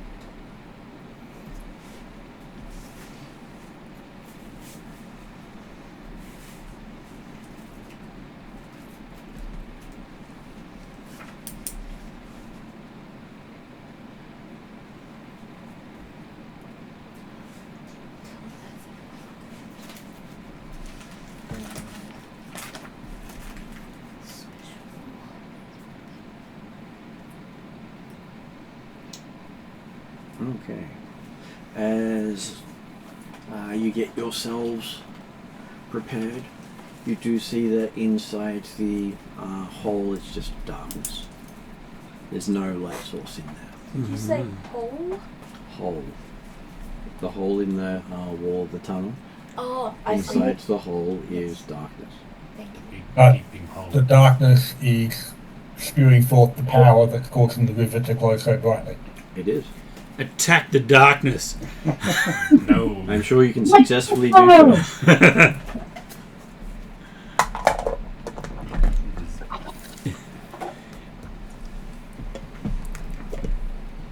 Sorry, that was a game. Magic missile against the darkness. Where's the wizard and fireball when you need it? Can we see through the darkness at all? Those of you with dark vision just get very dim view of light past the hole. I have a feature where I can see 120 feet in darkness, including magic darkness. Mm-hmm. I'll just have to find it 1 second so I can give you the name of it. Sounds like Are we seeing Yeah, I think I apparently did, a tunnel or floor ceiling? Or It looks like a tunnel that has been clawed through with claws of very large size. Probably the claw marks look to be almost as long as Calcrick's is. It is Devil's Sight. Go I around. haven't watched my spells. How many spells am I supposed to have again? I'm not sure off the top of my head. No, and it's odd with me because I'm a 1.5 caster. And Ariadne had a question. I know I have my orb, but I would like to use my ointment as a ritual for 1 hour. Mm-hmm. The True Sight ointment.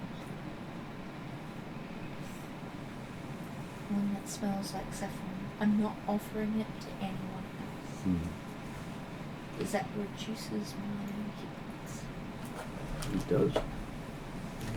I think with Hildren's known spells, I'm going to take my finger off the button that turns on the laser for actively blind somebody. I believe it is your spell casting modifier plus your level in the class. Yeah, the problem is I'm a heart class and a heart. It would be for both So known spells, so each of those classes. I think the Ranger caster has less than that though. Yeah. It might be for every 2 levels. yeah. The cleric one would be your levels in cleric, and then your I think it's wisdom. Or whichever attribute she's using as her primary cleric attribute. So I have the I attentive. know the 5 ones I had no, so I'm not too stressed. You have the attentive. Feat, Mhm. so that gives me other creatures don't gain advantage on attack rolls against you as a result of being unseen by you. I also have that. Mm-hmm. Sorry to interrupt. I just I double think you're going to find it hard to hide in the dark from you. my ritual telepathic bond, and it is the D4, not 8 hours. Mm-hmm. 8 hours is death ward. The D4 I got a 3, so that's 3 hours. Mm-hmm. Can I use my 17 on that? Can I use 17 hours? I don't know. Unfortunately, it's not a D20. It's only at D4. I'm currently putting downtime into specialising it to give me, I think it's a D6 next downtime thing I get, and then a D8 eventually. Sounds about Takes right. time. You're studying. Okay, so yes, it does look as if a very large creature clawed its way in here. Does it look like the fact that it clawed its way in, that it broke the hole through to allow this escape of the source of the ley line, or possibly it expanded a hole that was already there? You sort of expect that the ley line would not have cared if the wall was there or not. That's the way most of the ley lines work. Oh, okay, so it's not like... okay, the ley line is definitely emanating from this hole. Yep. Okay, yep. So then, yeah, I guess it comes down to the idea of, does it look like there was already a hole there and whatever it was, the big decided to expand it so they could fit in, or they had to create the hole in the first place? Looking at So it, to follow the ley line. so looking at it, you do not believe that there's any way to tell what was there beforehand, because if there was any tunnel, it has been expanded so much They've so expanded in all that directions. there's no sign resembling what was there before the hole was expanded or made. Yep. And Ariadne, you had another question? I'm just double checking I'm allowed to do it at the same time before I ask you. So, sorry, I need another minute because I'm not finding the answer yet. So I can do that one and that one.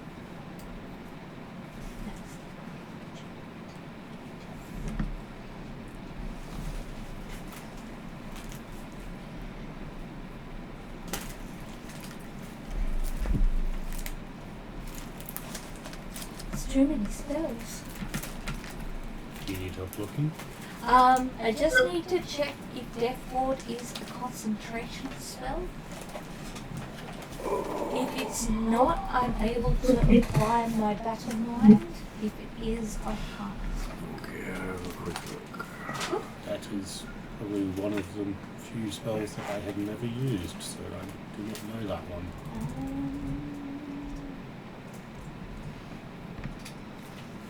It's in this one. Death Ward is just 8 hours, it does not require concentration.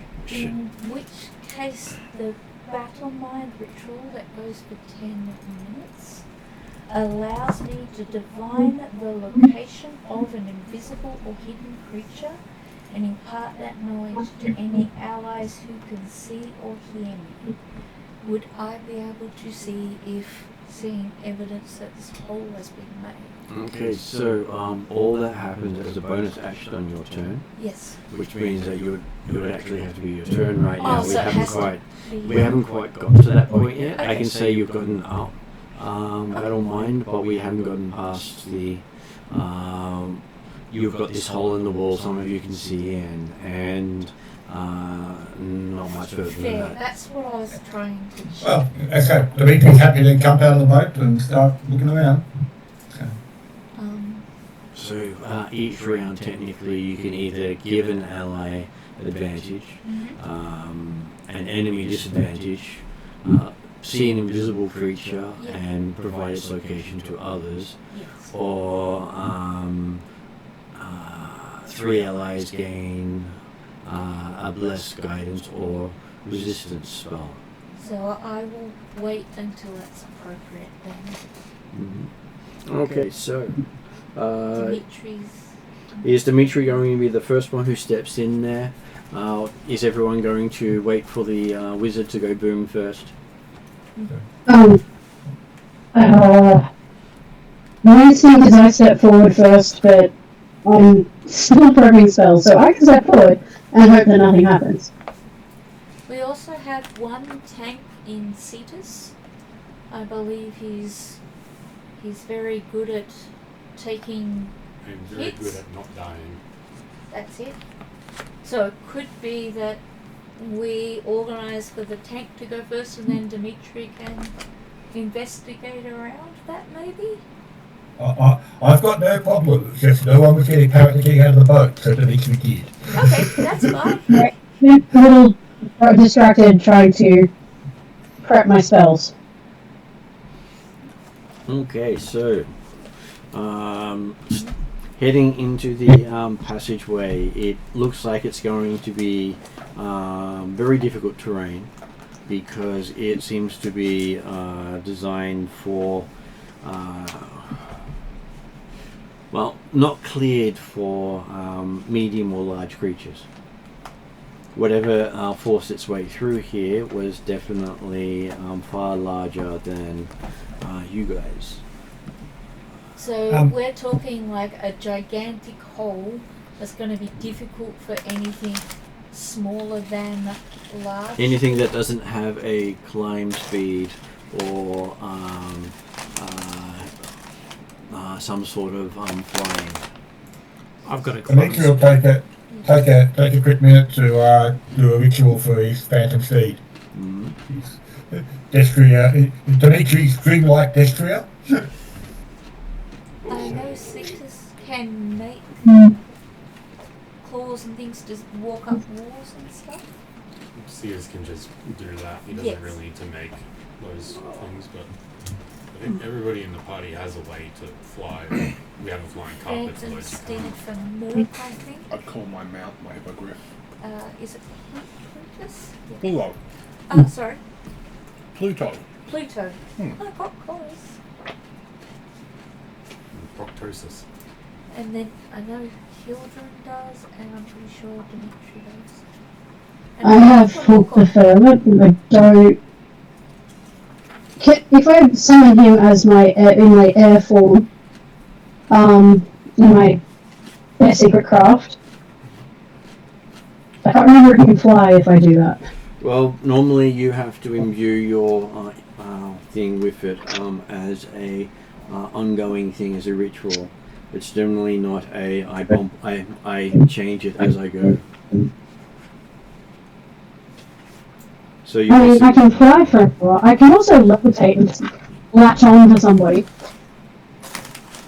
because most of the crafts for an ongoing effect requires you to sacrifice hit dice.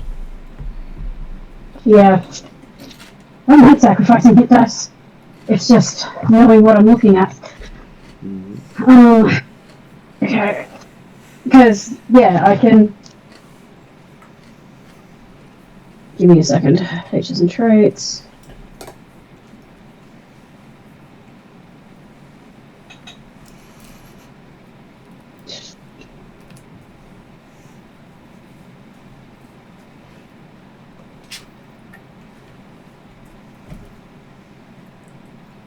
Yeah, if I summon and sacrifice 2 hit points. If I summon Philosopher as through Find Seed through the secret craft, he can fly. Yes, but those the hit dice would be sacrificed for until you while the not while the person's there, but will be ongoing for some time until you have then done some appeasement to the craft to regain them. So it's Once done, it's not undone easily. So Falsifer will always have that craft active once you have activated it. Spell to get to. There is no it's on when I want it on. If you activated it, it's always on. Okay. That's actually So the you, So basically, you've called upon the craft to grant your familiar a gift. That gift is Yep. granted at a cost. that And it's just long the term. point. The 2 hit die? It will be you'll have lost those hit dice, unless you then appease for it to be let go. Is that hit? Yeah, dice? no, I can handle that. So, for example, she would roll dice, and if she loses 10 hit points, No, it means when you expend hit dice to use stuff, she Right. already has 2 less. I They are see. permanently expended. Right. Ooh, So- So, big cost. if your top hit points are 100, Well, she would have 13 hit dice, right? and I at the see. moment she now has only 11. I see. Now I understand. Apologies. Okay, You would have 13 I'm hit dice as going well. to sacrifice. levels. Okay. That's interesting. If my dire wolf can fly, they're more than happy. As you make your way into the passageway, it opens up into a sloped ground. Seems to be tilted slightly to the left. And it seems to be opening into a coliseum of some sort. Fake there.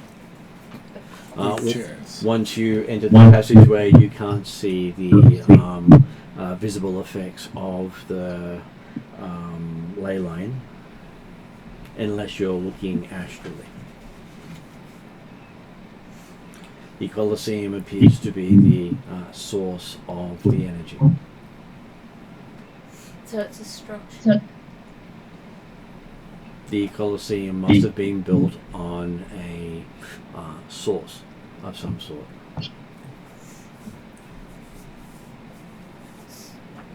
So we go into this tunnel and then we can see it open up. You see it open up, and the only light you get is coming directly from you. I'm just seeing who's. I think Hildren's mic is picking up our conversation as well. Feeding back the conversation. Yeah.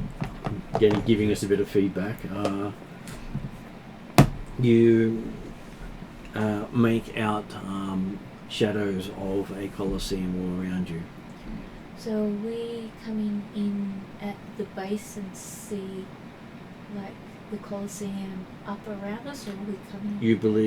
You've come into the killing fields of the Colosseum. So we're coming to the bottom part of what would be a stadium. Mm-hmm.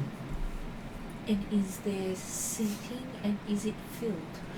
There are lots of seatings, and you see lots of things in those seats, mainly debris. But the whole place is not lit up, so it is all dim. There's a lot of shadows. The floor of the Do we have an indication as to how long ago the creature might have dug this tunnel? And has it been passed back and forth multiple times? You looking at it, it does look like the destruction on this side of the wall where it came through is fairly recent. because none of the debris has sand on it, but it has fallen into undisturbed sand all around it. Okay. I'm trying to remember now as a player, we're like having chased, because we're chasing Imrith, but are we thinking we're chasing Imrith back to her lair, or is this just we found out she was in this location that's not necessarily her normal location? Well, you do know from most dragons that a lair is wherever they set themselves up, even if only for a day. Okay, yeah, but that's right, but it's the idea being that, yes, it seems that she hasn't necessarily returned to a previous location, having escaped from the giants, but assuming that she was the one that created the tunnel, it happened since she escaped the giants. So. And there's also a possibility she's returned here because there's no evidence that this place ever existed in records. The Colosseum seems to be larger than that of the Atruaghin Colosseum, which is considered the largest in the world. Yeah. Can I try? She did have an old school, like an old lair, an old base that was in this area.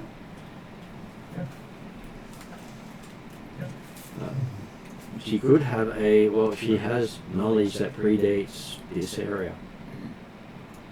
Yeah, like I said, when I was saying the fact that it wasn't necessarily her lair before she was hanging around with the giants for presumably quite some time, it doesn't necessarily mean that she has to come back to an ancient lair. So, obviously she's gone back to an ancient place, whether it was something that she had in association with previously. Yeah. So are there any markings, like any runes or anything like that, only the columns in the Colosseum, or? Well, I was going to finish getting other people asking their questions before I went too much further. All good? Okay, so what was your question? Considering I'm a dragon and I have certain dragon lair abilities like detect dragons, would that kick in automatically, or should I just wait until after Dimitri does his look Most around? of those are spells that require you to activate. I can do that. I will wait for my turn. It's okay, and I was going to... so Dimitri's going to be looking for writings. Kalkrix is looking to activate... Detect dragons. yes, I was going to say spell. He can't read it. What was everyone else going to do? Well, I've been instructed by the great light above. Could I possibly do minor ethromancy to see if there's any spirits in the area that can give me a little bit of information about where we are? You can. What is Trollan looking to do? I'm just climbing. Mm-hmm. What about Caesar's? Causing the big red dot to give guidance? Yeah, I'm using the big red dot to tell Merc what to do. I feel like this might be an important question. Is there anything other living creatures in the arena with us right now? Not that you can see. Okay. Is the door unlocked? Looking in front of you, you can't see a door. Okay. What about Hildren? Well, it's the meeting of lots of ley lines. It's still dark. It is still dark, Very yes. shadowy. Unless you've got a light source, it is pitch black. Or unless you have seen darkness, it's pitch black. Low light vision gives you nothing. Dark vision. You have superior vision in dark and dim conditions, but it's only out to 60 foot. So you see dimly around you in the darkness. I'll keep crawling. I have true sight, but I'll wait till Mhm. you get to me. So what was Hildren doing?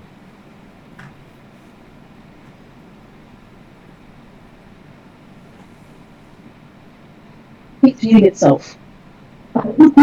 I'm not touching anything, but the mic keeps muting itself. I plan on.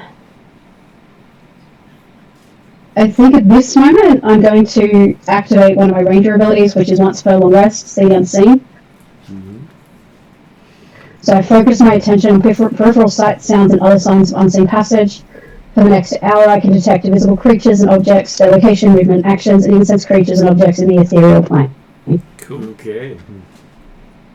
So, as we're moving through all this, I might start with the more dramatic ones.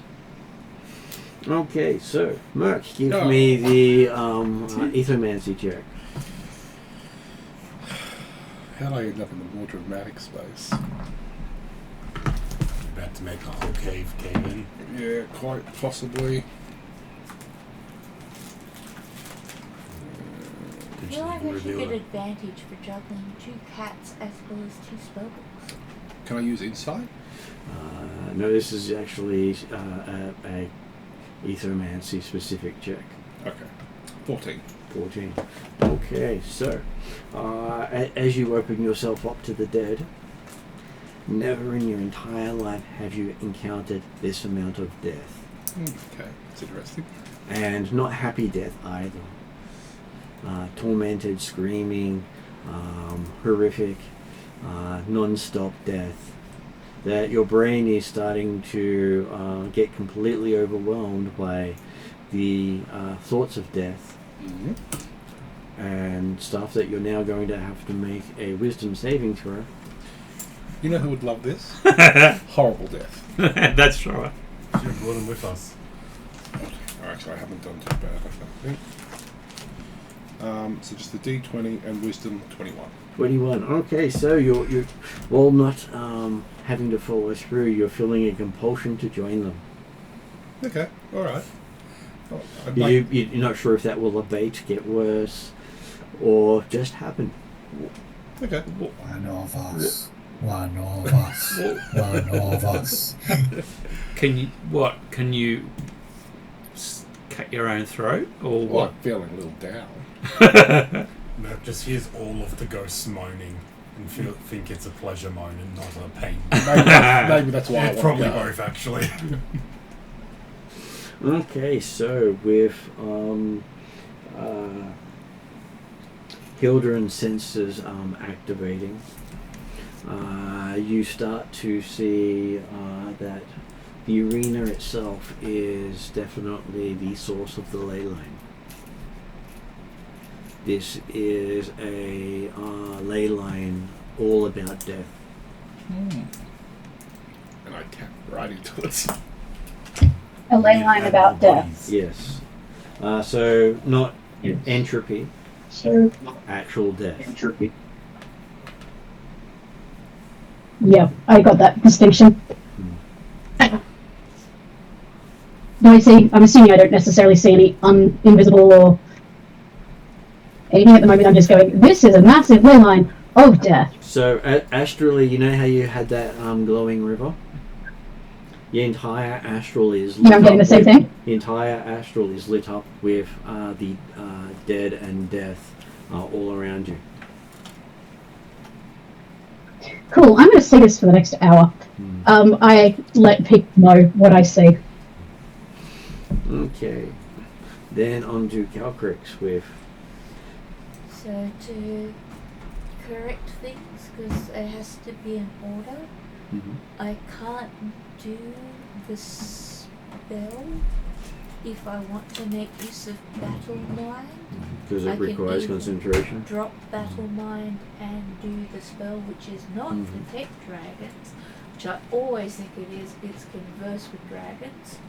Either way, because the Battle Mind allows me to sense an invisible creature, but it is a bonus action, am I able to use that first? You can use that first. Because that'll allow me to sense an invisible or hidden creature and impart that knowledge to all my allies that are connected to me by telepathy. Okay, so... Don't forget, Ariadna, that with your robe of eyes, you can already see invisible. And with the telepathic bond, you can probably pass that information across fairly easily. Except she's also mentioning the hidden part, which the robo virus does not always get either. Yes, because this is a, I'm guessing, at least gargantuan, if not bigger, old 5,000 odd year old dragon. I suspect it can hide from robo-eyes and possibly true sight, which is why I was going to just try Battle Mind as my first option, because it allows me to move to converse with dragons if that doesn't work. Is that correct? It gives you options. Okay, as you're looking about, you can see numbers beyond count of hidden humanoid and humanoid forms ranging from small to huge. Can I tell if these... That you're basically standing in the middle of them. Middle of this numbers beyond count. Okay, so are they in the seats? Or I know they're in the Colosseum floor where so you are. is this spirits or real? Can't really tell that, but you know they're not invisible because your robo-eyes does not see them. Okay, well, I will let people know that we are not alone. They probably know that already. I gather I wait for next round to do converse with dragons. That is my plan. So, what was Cetus doing again? So you just wanted to see if there was anything else that isn't a party member that's alive in the arena. If I may extend that, could I also check the ceiling? Okay, looking up, you spend some time, how far can you see? It's 60 feet. You just see blackness. I'm But on the you ceiling, have so got- I can Of the ceiling. review It's that. pretty high up. so I'm on the ceiling, so Did you come in on the ceiling? yeah. Then you can't see the others. keep in mind Calvrix is telepathic. You'll have separated yourselves from the others by quite a distance. Perhaps you just want So to be near us. well, with the telepathic bond, I have. how far is that? So it works for 30 feet. Oh, okay. So you can't be more than 30 feet away. I Alright. believe. I will double check that. But I've also No, you've got to be within 30 feet at the. time of the spell. If I remember correctly, Yes, you've got to be that's within. Well, what I was going to say is that I've confirmed for everybody what Hildren has also already checked. She can see dead people everywhere. She's told everyone that. I've told everyone that there are hidden humanoid forms and lots of forms, and we're surrounded by them. So if you're doing your checks, you do already know we are surrounded by lots of people. I'm more trying to be the... I would like to clarify that the dead people, I saw death with magic. Ah, okay. Like a power, a room full of death. Yes. Not necessarily dead people, just Yes. death. So there's that, and then there's that added thing of I can see humanoid forms. Was it just humanoid forms or lots of different types of... They were all humanoid forms ranging from small to huge. Okay, so you know that. You could decide to go to the ceiling at this point, but be out of sight, but within Well, telepathic he said he started off communication. on the ceiling and just continued into the ceiling. Well, so what occasion were you casting telepathic bond? I did it while we were on the boat all together. Yep. And it will last for 3 hours. And Rhiannon was right in correcting that now you can be any distance. Mhm. Cool. You can't see us, but you can Yeah, Communicate. mentally communicate. As long as they stay on the same plane. Yeah. Yeah, I was going to say, it's any distance on the same plane of existence. Yes. And so I'm crawling along the ceiling Yes. and telling you what's the go. Okay, so the ceiling just seems to go up from the hole you came in at. Yeah, It's I'll all go fine and have first. a look.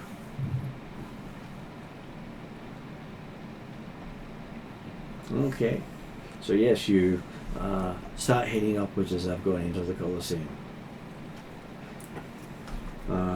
And I believe that brings us to Dimitri. He was looking for runes. Oh, and that's 25 for stealth. Is the rubble that the whatever creature dug in with, is that affecting the ground around this area as well? A little bit. I'm assuming you stepped through into the space instead of just stood in the broken ground.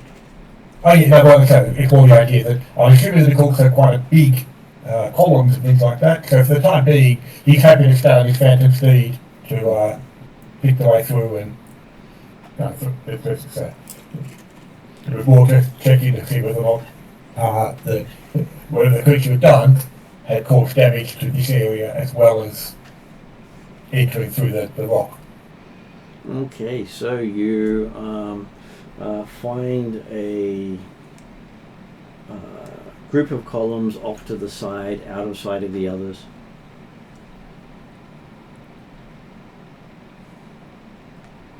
Mm-hmm. And you go off to investigate. If there's something particularly you need to look at, then he'll certainly be looking around, absolutely. Well, it is different than the sand and the vague shape of a Colosseum around you. Yep, happy with that. Okay, so as you're doing that, we'll get back to Merc. Yes, your brain is pretty much starting to hurt now. Can you turn it off? Roll a d4. Can we get a sense that he is in distress with a telepathic bond? If he tells you. Okay. You might just be assuming that he's going into withdrawals. It might be a suggestion Pointy triangle one. that we don't get too far away from each other. Okay. Sorry. Well, that's good. Just So yet. Yes, well, thank you, that's better. you take 1 point of psychic damage.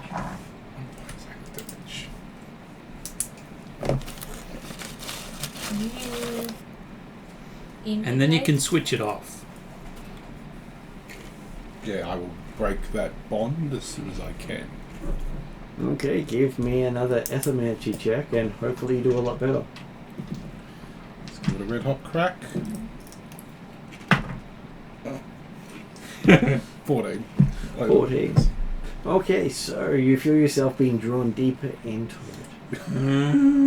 This is not sounding very good.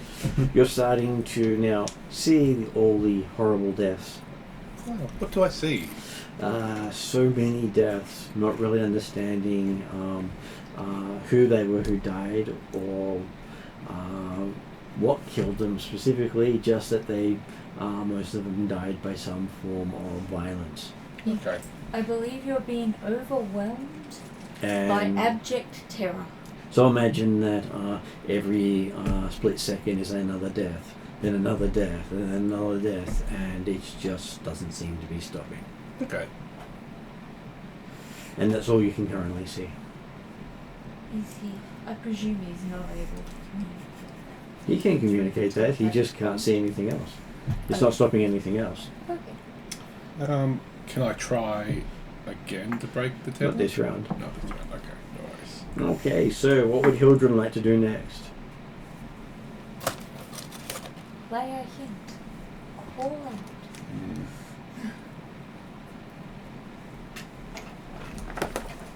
Because that would invite. Well, A you don't smack seem in to the be on face. mute, so hopefully you can Maybe actually it might help. speak up. Did you say she? Are those creatures hidden? I don't really want us to get in a conflict, so lightning bolting the floor is not a great idea. I'm standing on that wall right now. I'd rather you didn't. I'm mounted on my flying direwolf. Mm-hmm. I'm not. Can I just do a perception check to try and gain any more information other than epic leyline of death? Okay. I'm gonna make The an other thought I had is religion check. I'm gonna make it an Arcana check.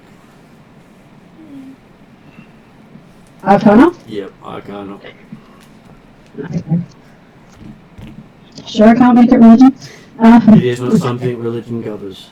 They do not care about the ley lines as much. They may use them, but they don't teach them. 20? Okay, on a Downgraded? Well, not downgraded. Natural. Not unnatural.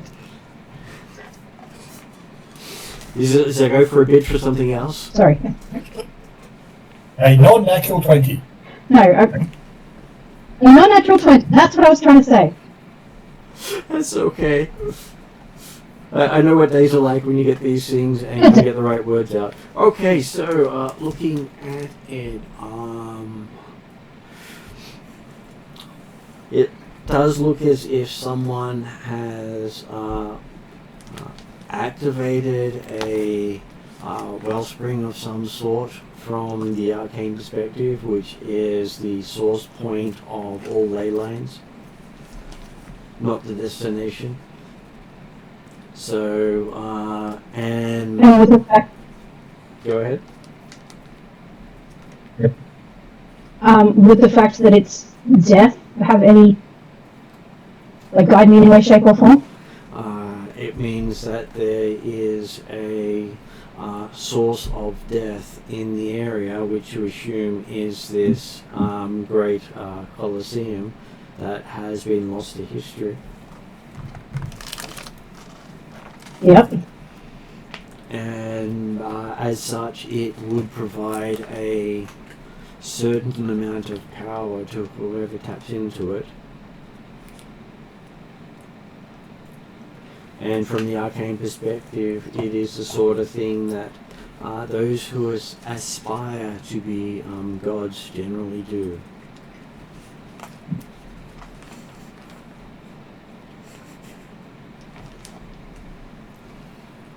Okay. I will communicate all of this with the line of, does anyone want to become a god, or... It feels like we've gone up a level. So, Squid God. yeah, with Squid God, the huge gargantuan red dragon, and then the blue dragon, we've gone up a level. It's just that these things have always been there, you have just not been interacting with them. Right. Occasionally you've hit these things in the past, but you've never hit them at a power level to recognize anything. It means you've leveled up enough to understand. I prefer this over zombie merc axes. Okay, so I will check on I do have to Ariana. apologize. What was that? Because I currently have... I do have to apologize if my brain's stuttering a little bit, because I'm slightly drugged on lorazepam, which is anti-anxiety medication. Luckily I haven't had to touch the codeine yet, so... Understandable. So, I'm slightly off. what does Calcrix do next? So she's considering we suspect this is where Emerith is. She will do the converse with the dragon. Just to see whether she's here. Because if she's here, she'll do certain things, and if she's not here, she'll do other things. So that gives me limited telepathy to communicate with any creature with 120 feet of me that is the dragon type, regardless of their languages. They can either choose to make a charisma saving throw to prevent telepathic contact, or they can just Accept talk to it. me and tell me they're there. And so Okay, you seem to make a connection.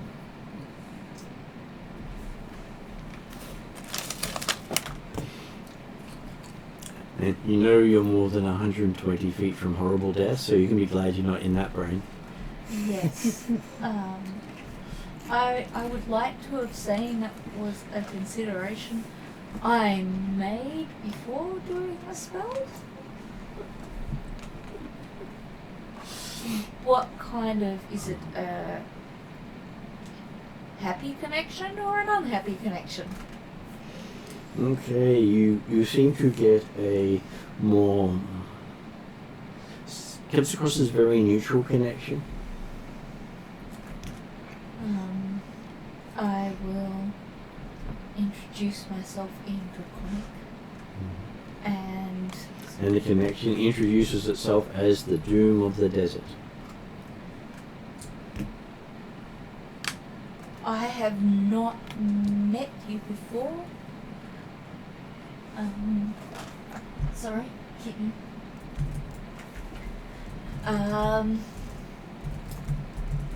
Basically, I will ask if they would like to chat, and would they like to do that in person.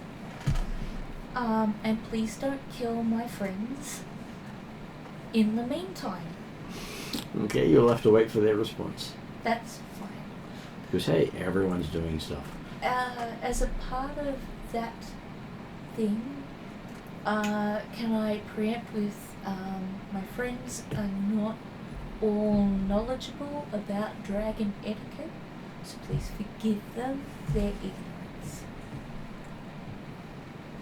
Okay, so, Trellin, you keep on climbing? Yeah. Okay, so you keep on climbing, and it keeps going up Feeling and you're using up up all your movement. and up. Well, How yeah. far does Trevor normally climb it around? So yeah, I can use a bonus action with one exertion, and I can use my action. So that's 3 times the speed. So And what's your normal speed for climbing? 45. So you could quite easily have gone up, maybe 400 feet by now. 270 if you've got 2 rounds of 3. Well, he started going up before you guys actually got into the flat surface, so I gave him 2 rounds of movement.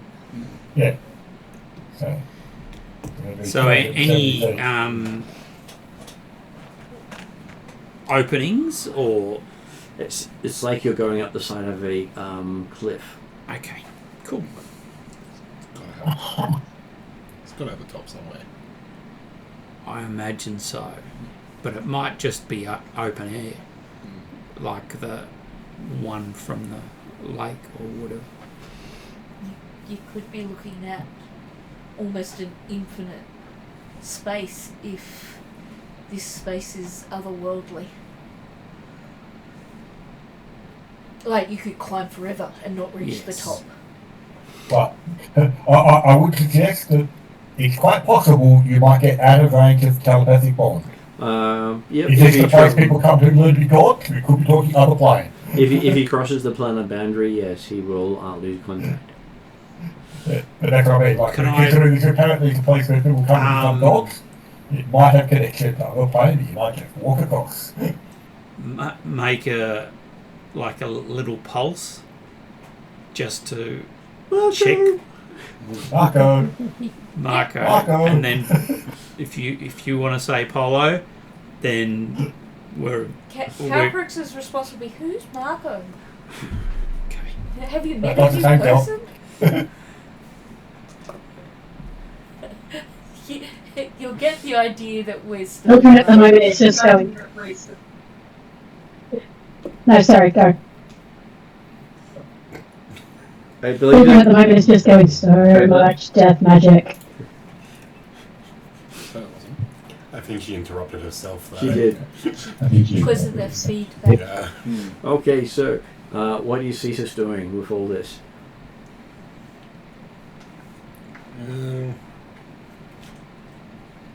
Yes. I want to just keep looking for any signs of life that isn't party members. Okay. So, as you move further away from them and lose sight of them, you seem to be maybe a tenth of the way to the Colosseum wall. You think it's more than a mile of ground between where you are and the wall. The fights here must have taken forever, unless they're really big fighters. Fighting a mile apart, you'd be tired by the time you reach your opponent. Okay, so moving over to Dimitri. You make it over to the columns, and you do see some rusted chains and manacles on them. Seem to be of a size for a medium creature, though it doesn't look as if the manacles actually unlock, as they seem to be a ring of metal. Yep. And I assume that they are embedded into the stone of the Colosseum, the columns in some way? You think that they were, but they must have fallen off at some point. Oh, okay, so they're not connected anymore, yep. And the stone here looks to have been heated and cooled many times, showing the signs of extreme heat and extreme cold at the same time. Recently, or just over time? You don't think anything is recent. It shows no new markings, but you've never seen something that seems to have been heated and cooled this much. Yep. You can't even smudge the markings on them in any way. Okay. Yep, to make you certainly happy to be investigating this curious mystery at this point. So. It looks as if it must have been sandstone at one stage, but whatever's happened to it has made it harder than steel. So it's potentially the stone, the original stone, has been deliberately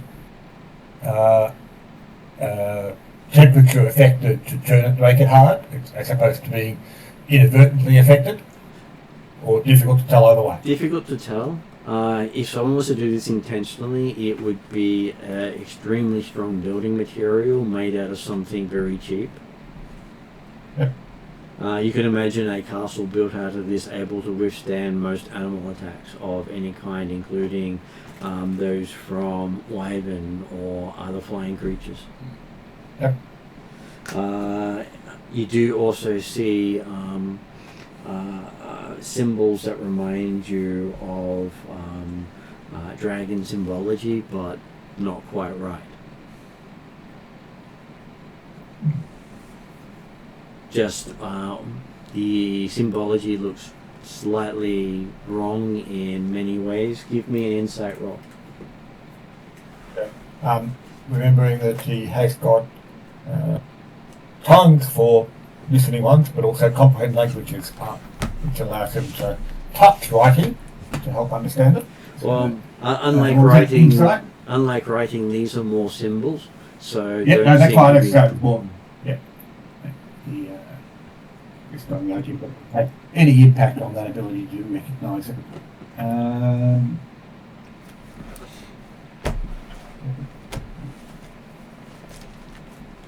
31.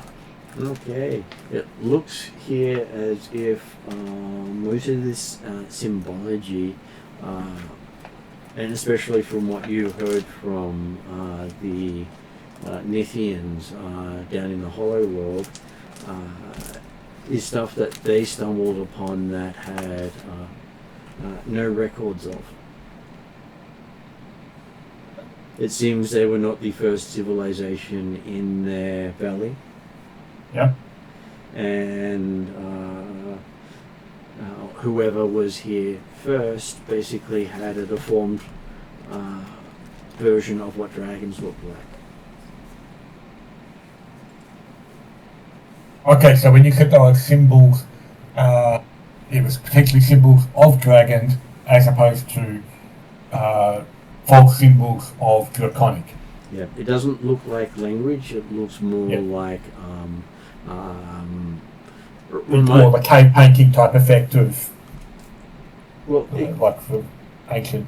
it feels a lot like the Nithian writing, Yep. Okay. but in a completely different style. Yep. So they may have gotten some of their ideas from it, and maybe even some of their words, even though they don't mean the same thing. Yep. But you get an impression this was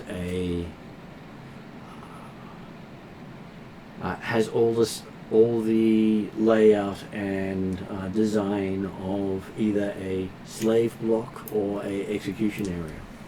Yeah. And potentially both at the same time.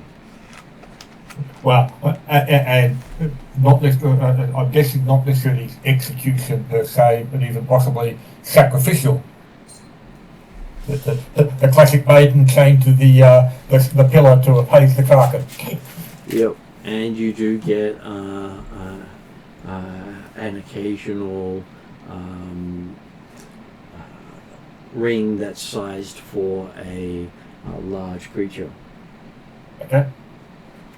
So there's actually multiple chains in the area, and you said it was a collection of columns, so it looks like some of the columns were kept like they tried to hold multiple sacrifices, like executions, like chains at the same time. you believe each column maybe held a creature of a different size Yep, all good. on the same column.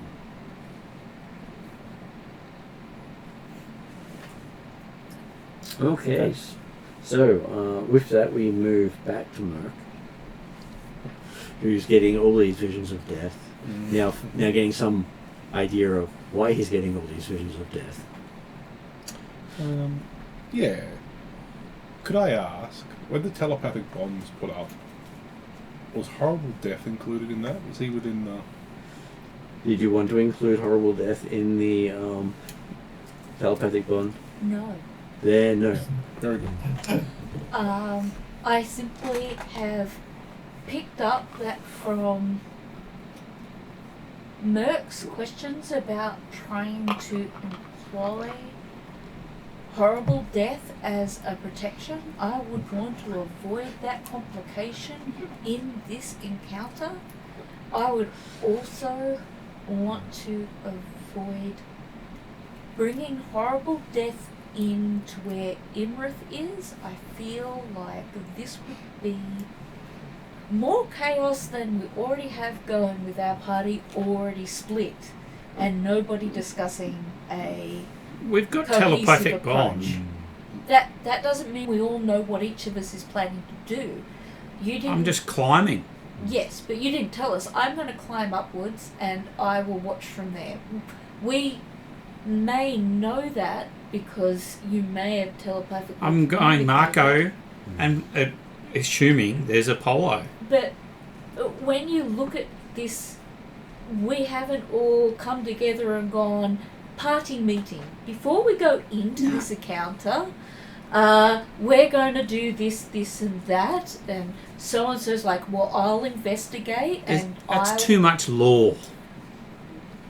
It lawless could be rabble. considered. That's right. It could be considered strategy when encountering a gigantic or titanic creature that could kill us all. But we haven't just done Welcome to that. my So the little ones. Calcrix is not going to bring in an extra element of uncertainty. She's learnt that she's this particular party, they like to make their own choices. So the answer is no, you haven't included Yes. horrible death. So back to Merc. Very good. Sorry. All good. How am I faring through this? I'd probably say you're not particularly happy with this constant stream of death where you're seeing so many ways of people dying. in my head, I'm like, oh, they're probably like peasants or anything. Anyway, I don't want to think peasants. Yuck. They're dirty things. Okay, I'll communicate telepathically. Hey, I'm stuck in a bit of a loop here. I'm trying to get out. I see a lot of death here. More death than anyone. You see dead people. I'm Bruce Willis. I see dead people. I know, he was a dead person. Spoiler for anyone watching. Spoiler. Well, It's like a 20-year-old movie now. well, I know. Probably older. If they pay attention to the movie, it has a lot of obvious clues. Yeah, I haven't seen it for a very long time. I just remember it being a good movie. So I'll communicate all that because it gives them context to what they're looking at, what they're investigating, what they're finding. And I will try again to sever the connection if I can. Okay, you get to make another ethomancy roll. Come on now. Woohoo! Oh, 10. Okay, so now you start to feel all the deaths as if it's happening to you as you're Okay. seeing it happen. All right. So what's the dice? Well, it's not actually causing him damage. It's Okay. just he's got the effect. He's got the mental feel of it happening to him. At what point do I just lean into this and give myself over and become death? Like, Maybe 2 more rounds. yeah, perhaps. Well, I guess the question you might can smack him in the head. be if I'm- you've communicated this to the group. I'm guessing Hildren would be the most likely person to respond. Not that other people wouldn't, but I know from past experience, Hildren often plays that protective role, particularly for you. And I can Just let me get to my turn. I'll just. Yes. and just choke him out. I could do with a nap. Okay, so we move over to Hildren then as you're going. What does Hildren do as you see Merc not looking so great? Well, considering it's an ignorance roll, I am going to cast guidance on him, which is a cantrip. Okay. You see Merc start to produce So I will- the only light in the room as guidance settles on him, lighting him up. Told you the sun shines out my life. Yeah. It's sort of like an amber color with like just an hint of green in it. And then you You're not see, outlined in it. and then you see shadows between you and Merc as they seem to be moving towards him. I knew my wording could have been better. What? I was looking for anything alive, not considering the undead. Okay, yeah. On to Calcrix. Just trying to see if I have a bonus action with that. They don't. What would you like to do next, then? Hildren. After doing the guidance, Not what do paying you do? attention. Or... So guidance is an action. Yep. So I'm going to pay. I don't think I have a bonus action spell that I can do to try and do anything to the shadows. Mm-hmm. So I'm just going to start paying attention and watching closely to see if I can get any insight into the shadows. Okay, from paying insight, you believe that it looks as if Merc is trying to tap into the wellspring, and the wellspring's trying to go into Merc.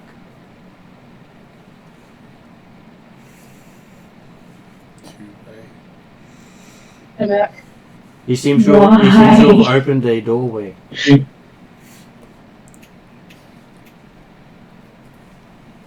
I'll explain the situation to everybody. It seems like it's somehow tapped into the wellspring of death energy, and the wellspring is trying to swallow him up. Any ideas? Would be lovely right now. Go ahead.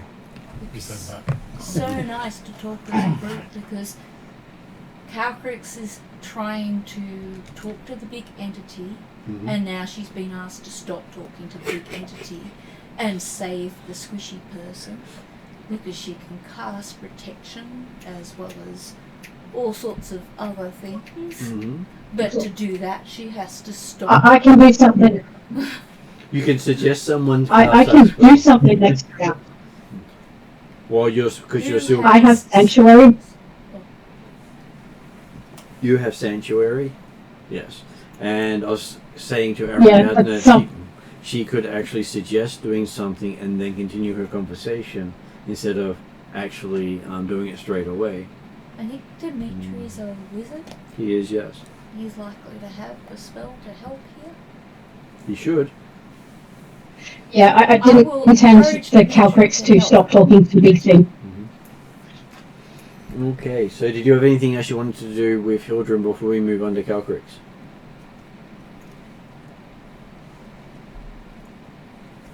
I don't really have anything I can do other than, if Calcrix went, but I'm talking to somebody. I'm like, okay, talk to somebody, we'll figure it out. Okay, so Calcrix, you're in conversation with the Doom of the Desert.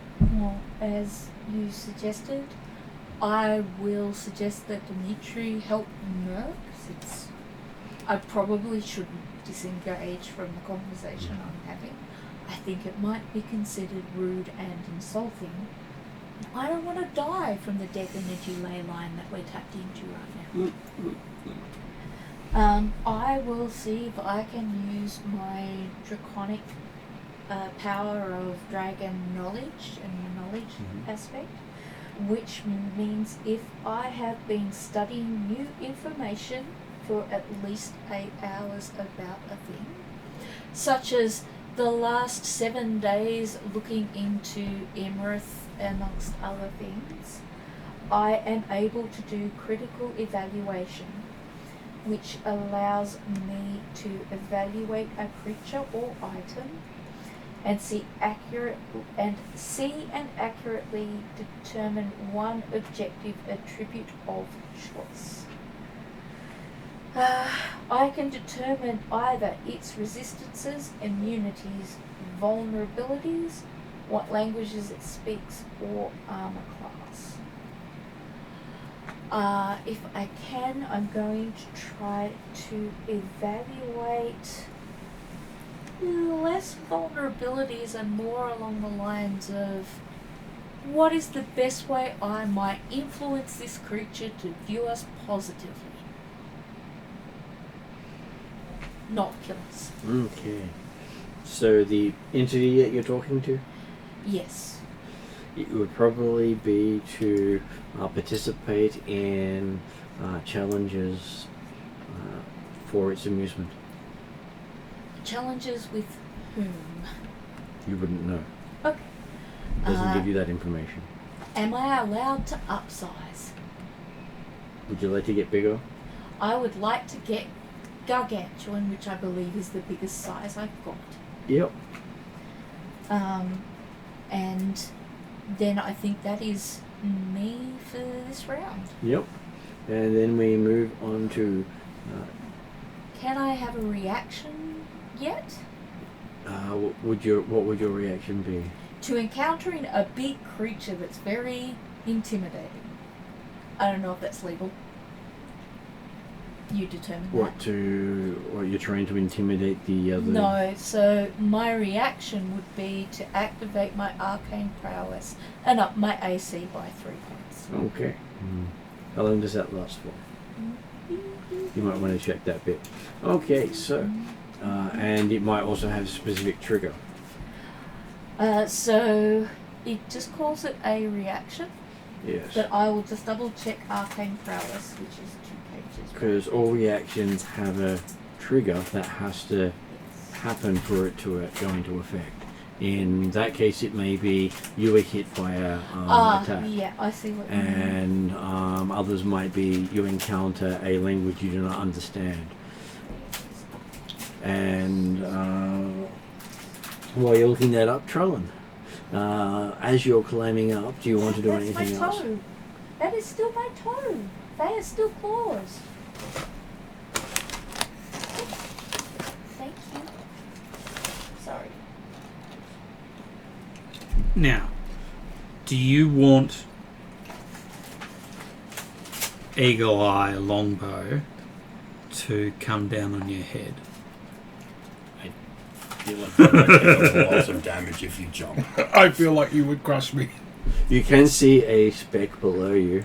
Well, I can. I have steel mounted, so I can go and shoot. Let me give you a suggestion. Cinderella woke up. He loves True Kiss. Right. Okay. I'll just keep climbing. Okay. As you're climbing up, you get a hint of something above you. There seems to be some sort of light off in the distance. No worries. So you're thinking it may be about half a mile away. Don't go towards the light. Well, is this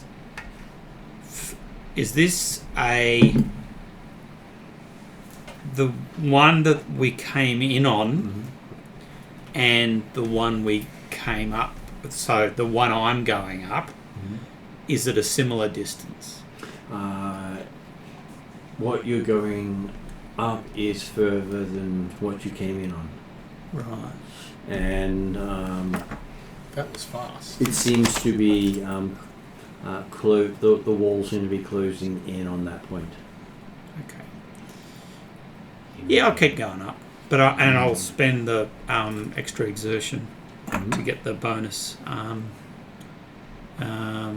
dash action. Okay, Cetus. You start to see the first sign of movement as Merc starts to light up, as you see flickers of movement heading towards him. Not living flickers of movement, but flickers of movement. Mm-hmm.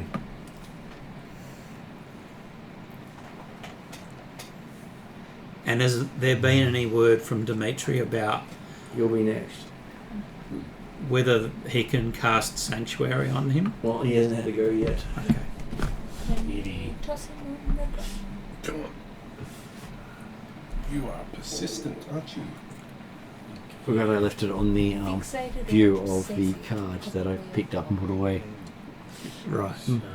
I don't pay attention to the views very often. So, what is Cetus going to do? Continue on to the wall. I'm sure you'll get there in about half an hour, maybe 20 minutes. Yeah, I reckon. That's what, like 300 tons or something? About that. I'm gonna turn around and go back to. I mean, we have just told you that Merc is being that the wellspring of death magic is trying to swallow Merc. And I gave you my suggestion on how to stop that. And as you start heading back towards Merc, what do we see Dimitri do? Well, I'm guessing Dimitri is actually some distance away from Merc at the present time. So you do have the mount that seems to go very fast. Oh yeah, that's all. I'm not going to forget. I'm just saying how far away actually am I? You can easily see the speck of Merc in the distance.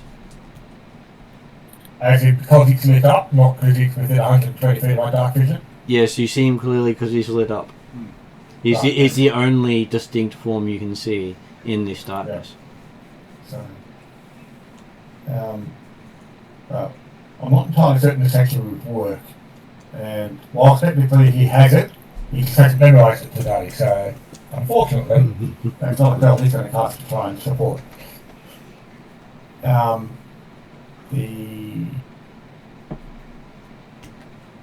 So, we're suggesting that Merc apparently is going into the wellspring. Not apparently. He is. Yeah, so pull him out. Stop him. Stop him. I'm busy right now. I've asked you to do it because you're the I wasn't expert. talking, I wasn't talking to the critics. I'm talking to the person who's standing right next to him. Who? Guidance on him. Rhiannon's children. Hilton just cast guidance on him. Obviously right next to him. So pull him out and stop him. Which brings us back to Merc. This lovely feeling you're having all this time with visual and feelings. Yeah. So I would probably, at this point, say to the rest of the team,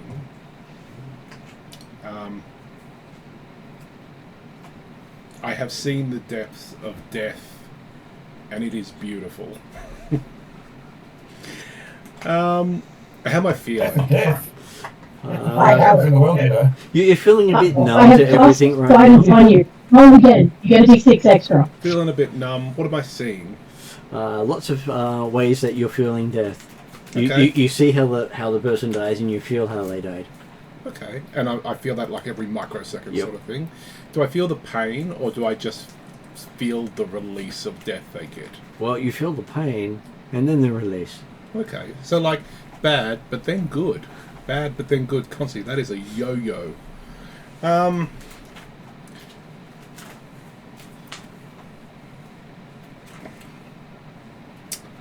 Can I roll a dice just to see what I'm going to do next? Sure. So, it should really be more. What do you think Merc would actually do, and do that?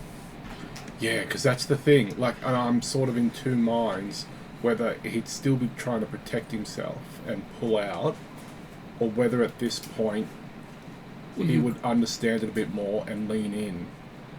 You've got the benefit of the guidance, so why don't you use that? What's that give me? It gives you a d6 on top of your check. Okay. If you roll below a 17, it becomes a 17. Okay. And that's including... okay. That's me using my fortune thing that I rolled earlier. So if you happen to roll a 1, he can save you. So, yeah, with guidance, you are infused with the warmth of Zurchev, even in the face of his death. So what did you get? Zurchev will aid you in your ability check by giving you an extra d6 on the roll. On the decision, I got a 6. So what would you like to do for Beric? Because then you get to make your check based on that. Oh yeah, see, this is tricky. I've got a letter written. I would like to... I'm not being damaged, I'm not being hurt. Not as far as you can tell, but then it does feel as if you're being... whatever's happened has happened to you. Okay. And you now have so many memories of dying. And I can't communicate with any of them. And You can. You can't communicate with the people who I died. have, No. you have. What's that one? So is he wearing a telepathic bond? He's still got the telepathic bond, but he can't communicate with the spirits that he is in contact with. Oh. So you've heard from me that you are being pulled into a wellspring of death magic. And what's Ariadna saying? So I checked, and I actually have an ability in here that allows me to concentrate on 3 different things at once. Hmm? I can look that up if you need the That's fine, I details. believe you. Which means I didn't have to drop Battle Mind. Mhm.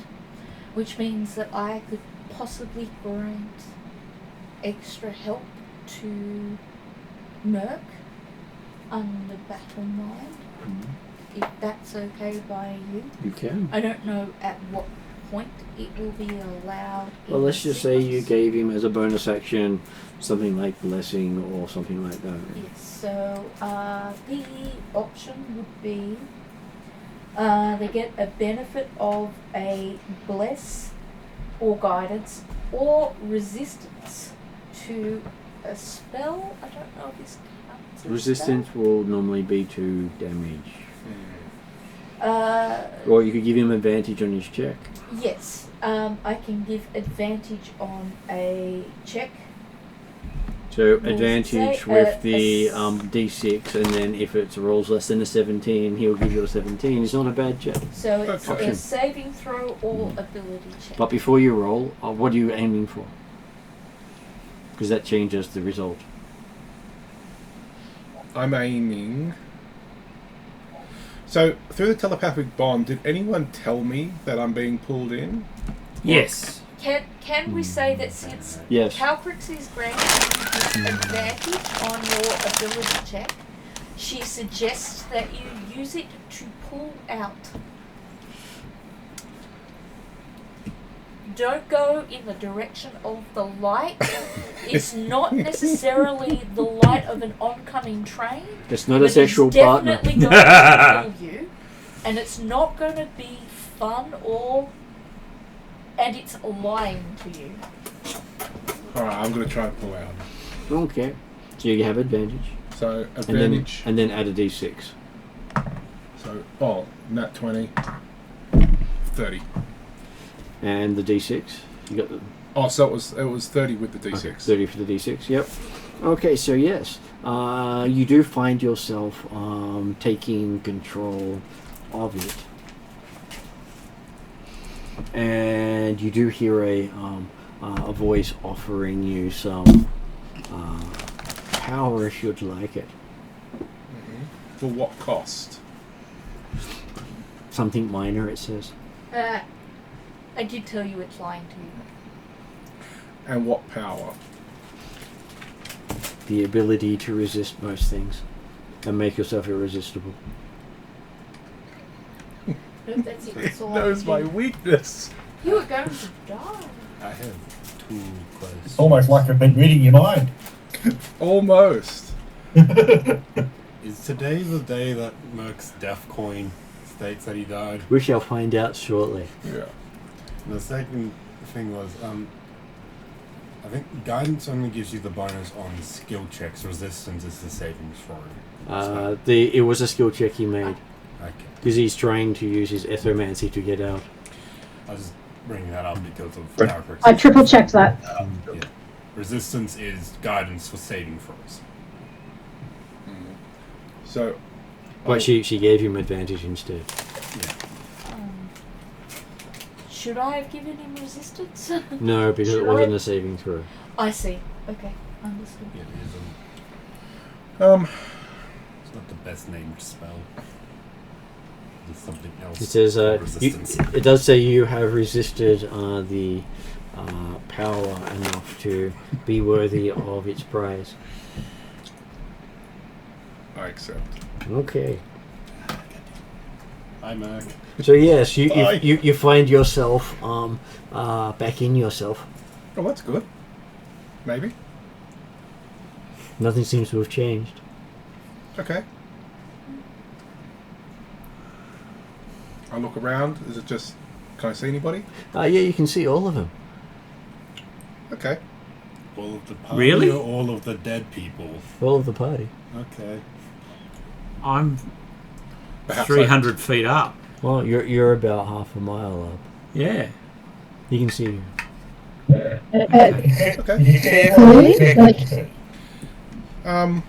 So is this Like, different to how I was before, or? I'm sure that doesn't matter. I'm sure you're Okay. irresistible now. Okay, so that does bring us to Calcrix. Oh, sorry, Hildren actually is next. Yep. So Hildren, it seems to work. He seems to come back to himself.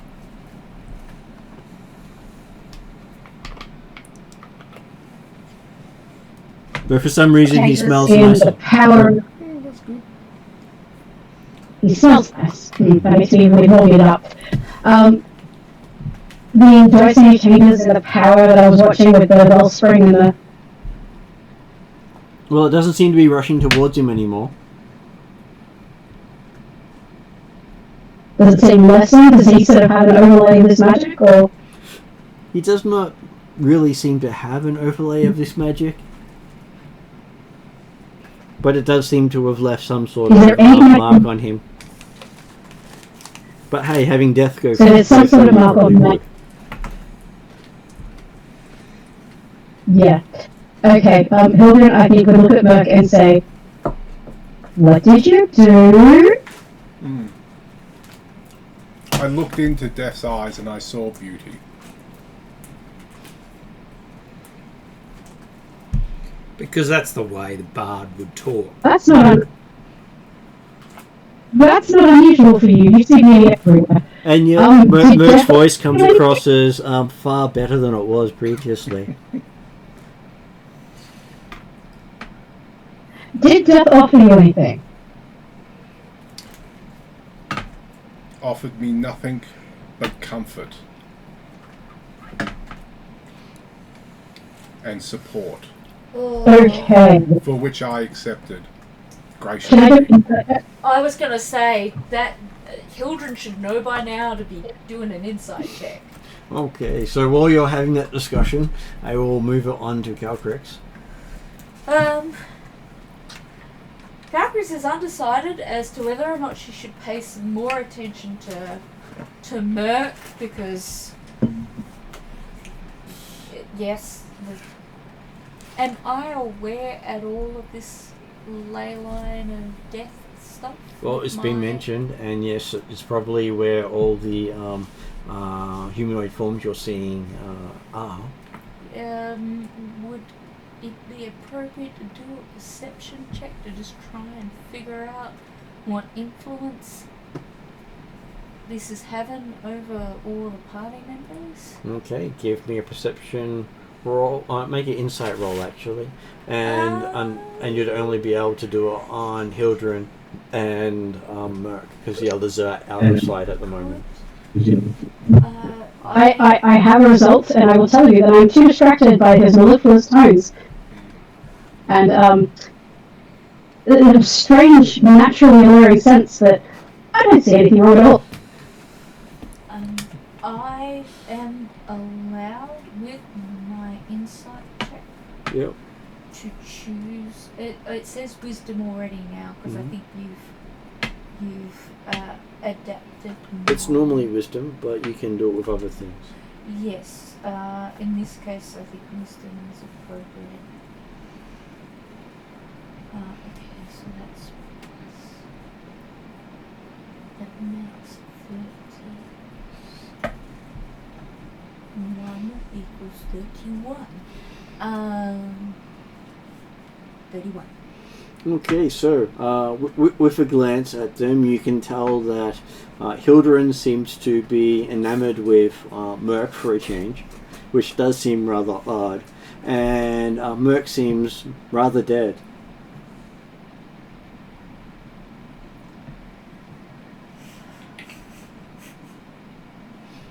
Is that like mostly dead? Well, Is it alive? as a character is probably a bit OCD themselves, he doesn't seem to blink, he doesn't seem to breathe, he doesn't seem to need to move or relax muscles as most people tend to do if they're standing there. Need to check that coin. You've become a shadow sorcerer. I have a few options, but I guess my question would be within the round of my movement. If I want to figure out if this is a remove You're curse familiar or with restoration cat or a discipline. pact that cannot be unbroken unless I negotiate situation, will that use up extra parts of my moves? It will basically finish your turn while you consider. And am I getting any extra attention from the colossal presence? All the other presence is seems to be bemused at whatever Merc's doing. I will suggest to the presence that if it would like to be entertained through battles of combat, I am certainly capable of providing that kind of entertainment, but I would do that on a much better level if my party members weren't subject to the magical influences of the area and my bard hasn't made a contract he doesn't understand with the magical entity or influence that is surrounding this Colosseum. Does it seem to show any interest in?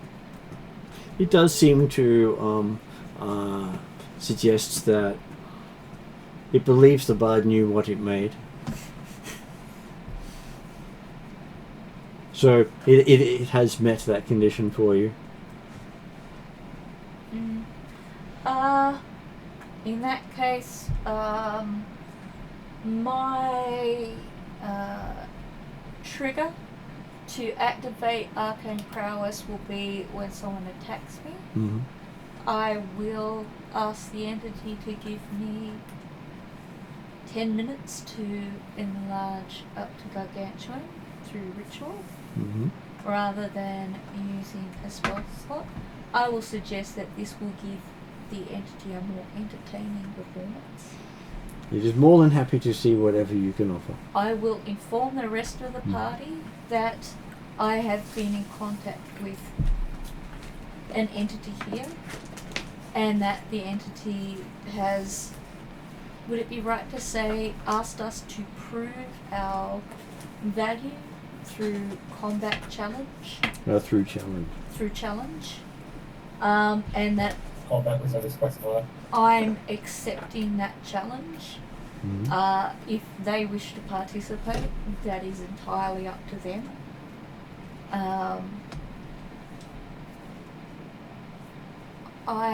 If there's room, I will ask if the entity will give me a name. It did. And I'll go back to that name so I don't get it wrong. Because I suspect this is not in. Okay, so the name is still the Doom of the Desert. Oh, that's it. The Doom of the Desert. I'm sorry, I have a 2-second menu. All good. I presume I've not read anything about this. No. Okay. Okay, so as you're doing that, we shall move over to Trellin, who is climbing away. Yeah. Yeah. You start to see glimpses of colour up ahead.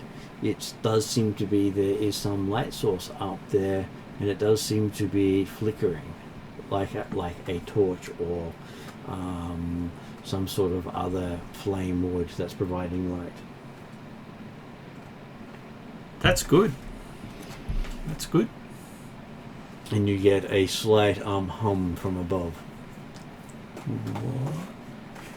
Seems as if there is some sort of resonance coming from where you're going.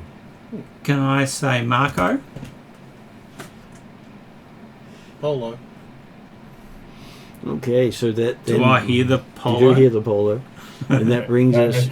But you hear the polo from Merc saying, polo. It's got a chorus behind it. And what is Merc doing? Cetus? Oh, sorry, Cetus. Sorry, braining bad. Cetus, what does Cetus do? You have reached the others. Why is Merc dead?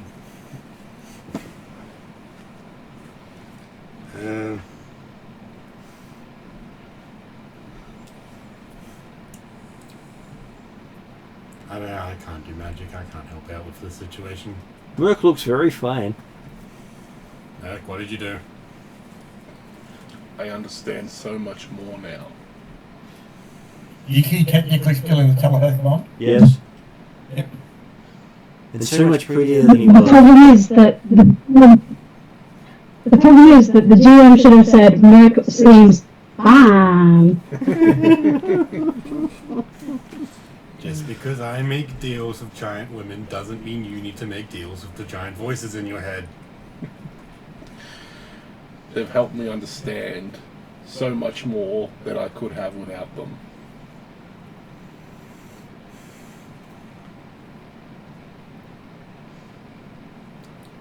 You're an idiot.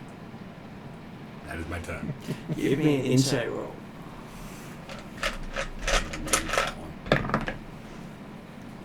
I'm gonna use my 17. Okay. Total of the number. That is a dirty 20. Okay. So for the first time, your instincts with Merc reads Predator. And not like A party member. I was gonna say not like sexual predator. But I don't think that's an appropriate thing to say.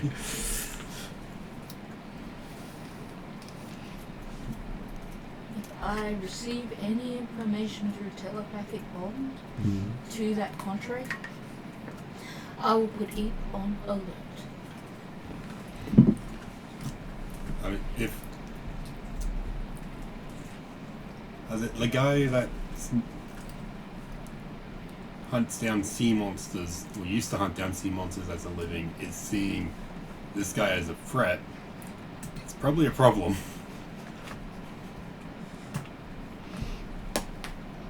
You see Eep go over and high five Merc. High five, Eep. You do realise that if Calcrix has put Eep on alert, Eep is now seeing you as potential lunch. Eep, come and high five me. That might be why. She might be about to get a live food.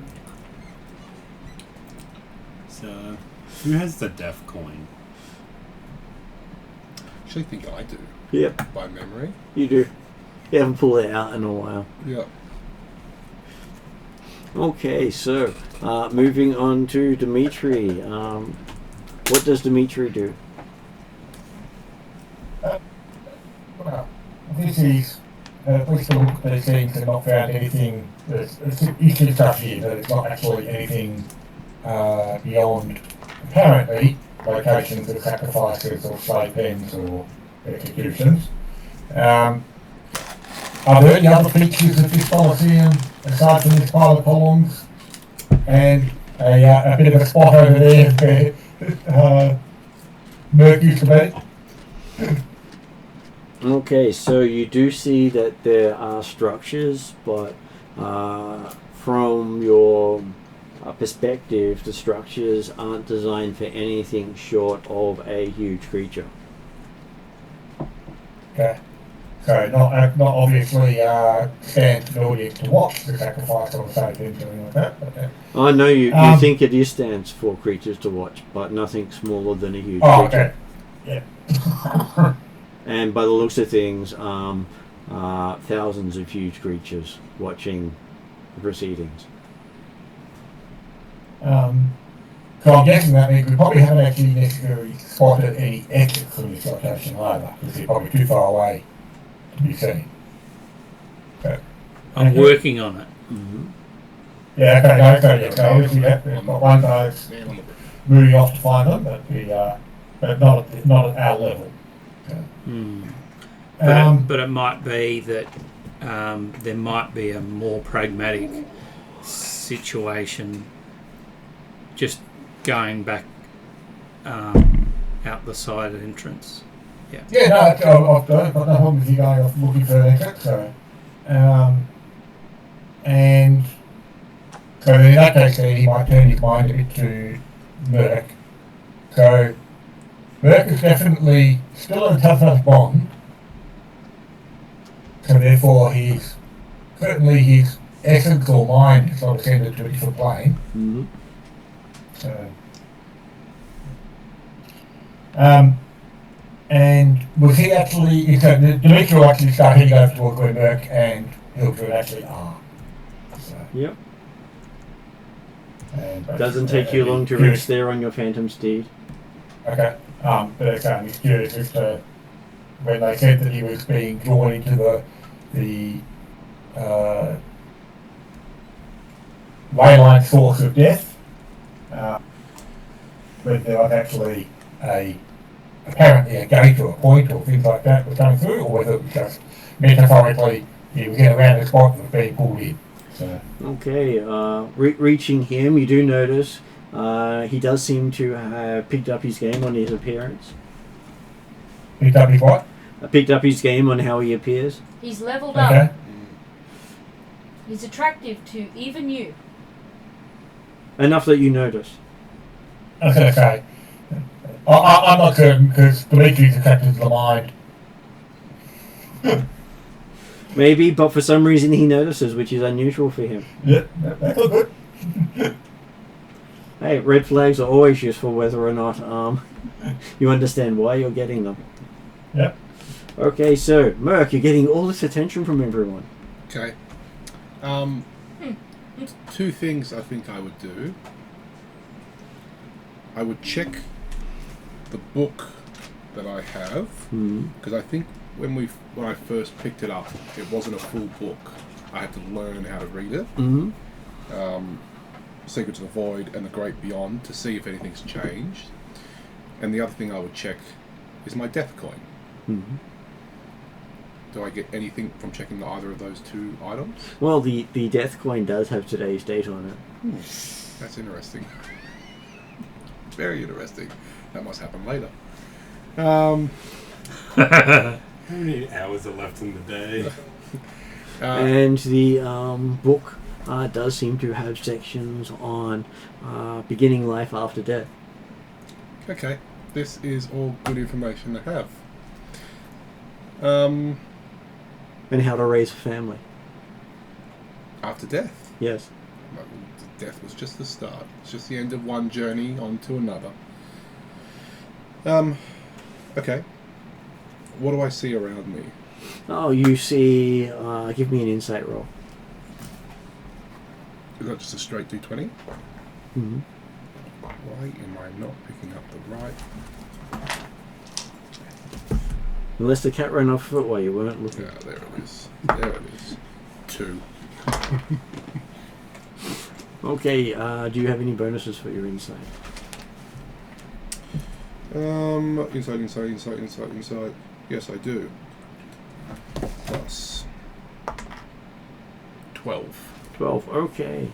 Having a look around you, you realize you see people a lot different than you did before. How do I see my colleagues? Well, you see each of them as vulnerability points. Okay. That's a good skill to have. Just out of interest, what are the vulnerability points that I see? Usually the neck. Okay. Okay. Though strangely enough, that doesn't seem to be on the dragon. Do I also feel the blood pumping through their neck? Well, Is this long to figure this out? it's less feel, more know. Okay. And that's when you notice that Eep doesn't look like this small little, cute little black creature. What does Eep look like? Some sort of colossal, void staring down at you. Alright. Looking like it might just, take a simple step and put everything out of its problem. Feeling like I'm seeing the true world around me. I'll start to look around, see what I can see. Okay, so, and how much of that do you pass on? None. Not a thing. Okay, well, Hildren, he does seem to be looking at everyone strangely, with a with his usual smirk of something happening.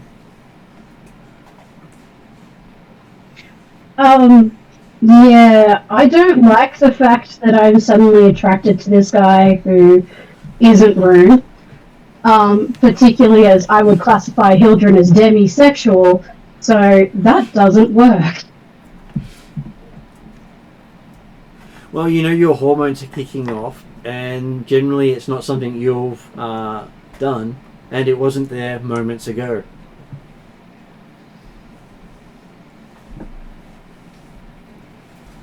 Too much mentioned. Does anyone have particular powers against undead that only affect undead? That'd be a destiny, sir. Calcrix may. I haven't checked. At the moment, I'm concentrating on what is potentially going to progress us along our goal. I am getting increasingly distracted though by the fact that Merc is now considered a predator by Cetus, and that Hildren is expressing suspicions about him through telepathic bond. So to answer your question, maybe. I haven't checked it out. I do have turn undead, but I think even if he is undead, he's higher than I could turn. My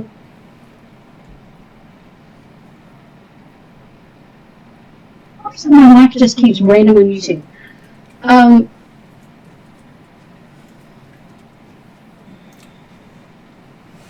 secret flame him and see.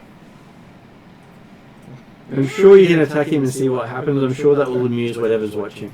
Yes, I have a feeling that Doom of the Desert is quite enjoying what is going on.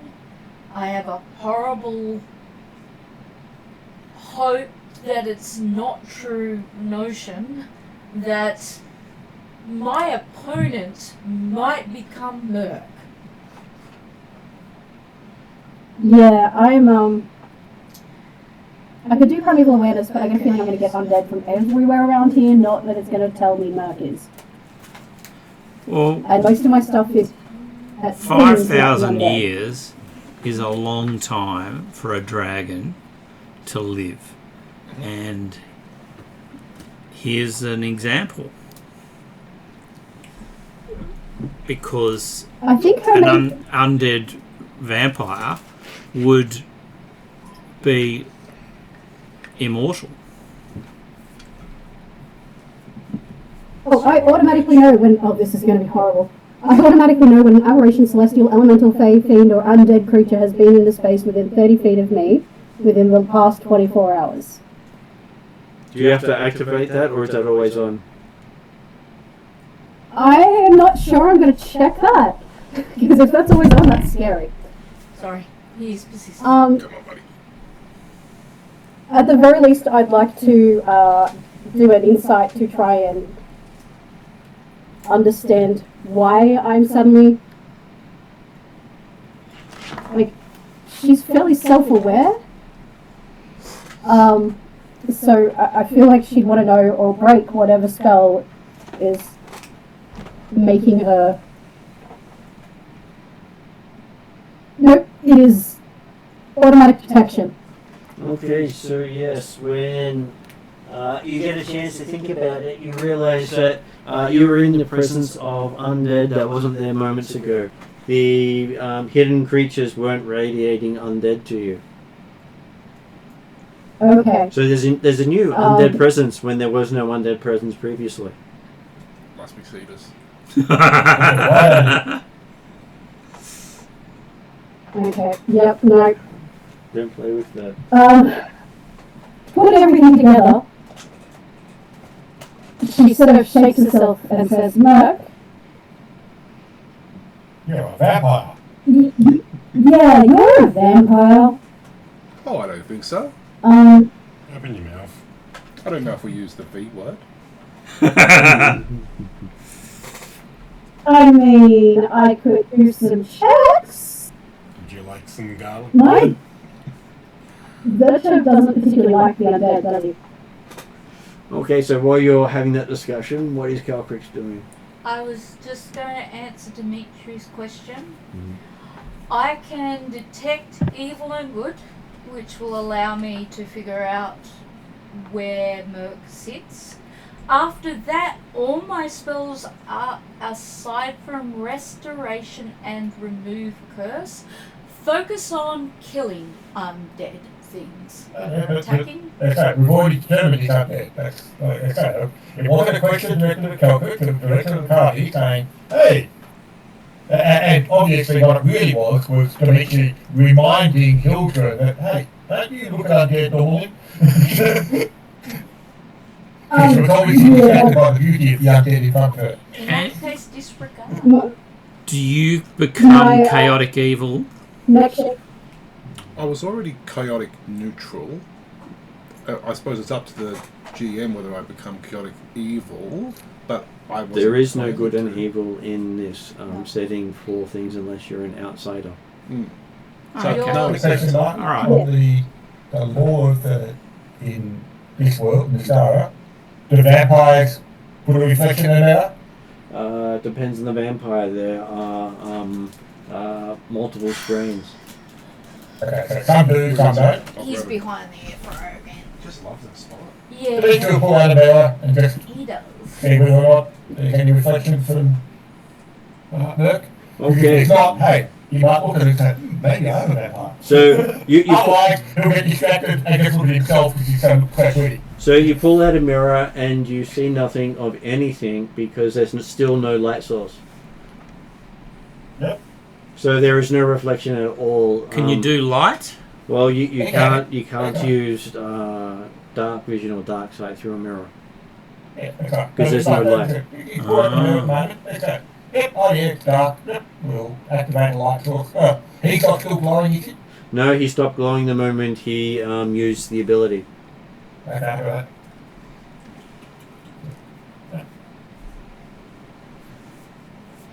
Just to triple check. Michael doesn't like undead. That is correct. Zurchev does not like undead. Ah. A vampire. Not a fan of vampires. Well, vampires are a nuisance of your region. Of Zurchev's region. Yeah. I'm now very nervous about casting spells on that. Vampire check. Hold the cat. See, look, no problem. It's normally certain spirits can't hold cats. I remember seeing something about Dracula being like, I think he was just allergic to cats. Could have been.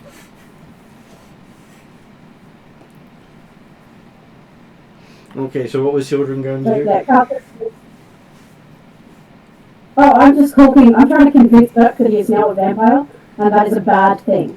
Okay, and back to Calcrix. What is Calcrix doing?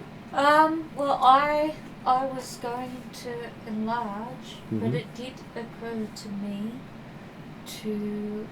No, I had a very specific practical question in mind, but I got distracted by all of the merc vampire stuff.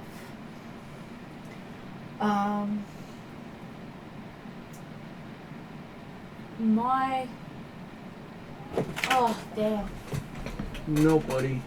Please don't try to delete things again. Can I... Have you just deleted something? Maybe. Give me a check. No, he almost deleted something. He got close again. Gosh, I wish I'd written down the question. I will delay at the moment because While you I'm try pretty to sure remember? my question was pretty... When you remember, let us know. Yep. Uh, Move on. Thank you. okay, so Trellin, as you're moving closer, you do start to pick up that there is a chant saying Zargon. Zargon. Mm-hmm. I don't know that name. I do. What is it? I can't remember, but I know the name. Would you like me as a GM to fill in what Calcrix already knows? Please. Zargon is the name of the of Nyx in the Valley of Death with the Syndacians. I was thinking Zargon was the one that was in the bottom of the Lost City. Does The one. if Trellin hears that name, does Calcrix know about it? I'm sure you Yes. are. Yes, Calcrix does. Calcrix will then go, Mistress Nyx? Question mark towards the entity. There would be a response of no. Interesting. Does my character remember how all of this relates? Well, it does remember that there was a servant of Zargon that was in a temple there, where most of the party got completely owned by it after leaping into a pit where it was standing and falling 100 feet onto their faces, and then Is- getting stepped on by said entity. Is this Herman? Yeah, the voice speaking is not Herman, Okay. but it But- does know Herman. Right. Does the voice know me through my very long now pen pal relationship with Herman? It does not, but it has met you. Do I remember under what circumstances I have met? Buddy, This you don't have to entity? attack everything. Do you want to laundry time out him just for the... I think he needs it because he's Yeah. getting a bit psycho right He now. is, he's jumping Oh, on. I'll be back in a Mind you, moment. he hasn't been timed out for like 6 hours now. So that's actually really good. So gone for a record. he, in order to prepare yourself, what he's done is gone in and locked him in the pre-bathroom, The laundry. Yes. and there'll be some mewing sounds. He'll be protesting. Yes. Mewing, I feel like, is an inadequate description for the howling of objection to being quarantined in the laundry for jumping on computers and disconnecting the game. Which can also go to scream and yell. Yes. Okay, He's so not being harmed in any way. just his ability to roam freely. His pride. Okay, so yes, you do hear the thing of Zargon. You get from Calcrix that it is a name used by a bunch of cultists underneath a pyramid-like complex associated with a group known as the Syndeseans. And is that related to Yaralim? It is in Yelarum in the Valley of Death. Yes. Right. We're talking the cults. So Yes. Bygorm, I can't remember the lady cult. Then we also had Nix's. Yeah, Madarua, I think Madarua it is the ladies, And- yes. Usamigaris. That's it. Yeah, you see how it's exciting. It's been a very long time since I've been there. Yes. But I presume that I still have the good connections. You do? I thought you would like the reference. I do Yes. if my memory didn't give me utter blank, even though Well- I journaled this extensively. Well, To be fair- I'll just stay there and just listen out for what people are saying. Okay. And Jeremy? I was going to say, to be fair, Ariadna, don't feel concerned about forgetting that, because if Calcrix did go through the adventure that brought that initially, it was quite possibly at first level. No, it was not. It was actually at about, I think it was somewhere between 5th and 7th. Fifth Yeah. level, I believe. Well, I suppose actually, because most of the first levels, the first to fifth were all the individual campaigns anyway, but yes, because I was thinking that originally came from one of the original books of the Lost City. Yes, the original book as of B4, but I also have the expanded version of it, which they went through. I was Okay. going to say half of our party abandoned the quest before they finished. Calcrix spent considerable downtime finishing the mission and then spending I know the time in there. So she has developed a lot of good, what's that word?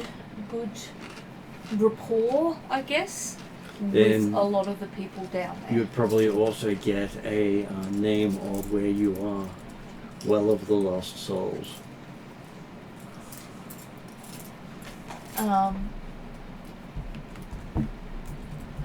Can I pray upon Doom of the Desert's goodwill to tell me what's happened to my bard?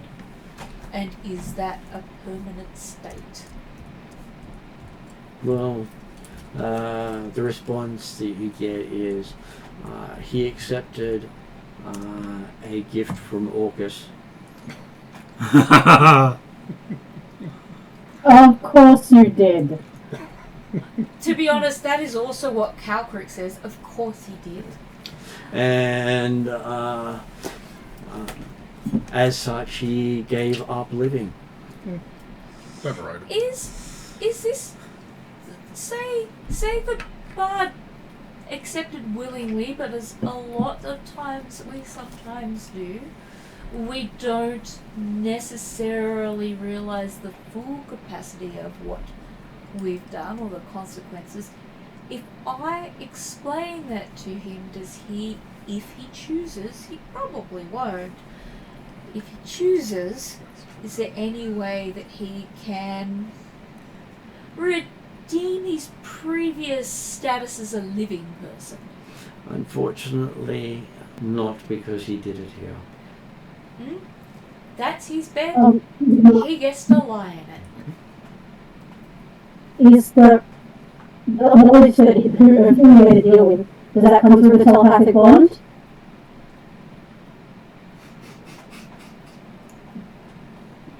Does Calcrick say? Yeah? She's thinking about it. While she's thinking about it, we'll ask what Cetus is doing. Giving her more chance to mull on it. Oh, she doesn't need to mull on it. I don't know if the rest of the party's at this point yet, but I want to stab Merc.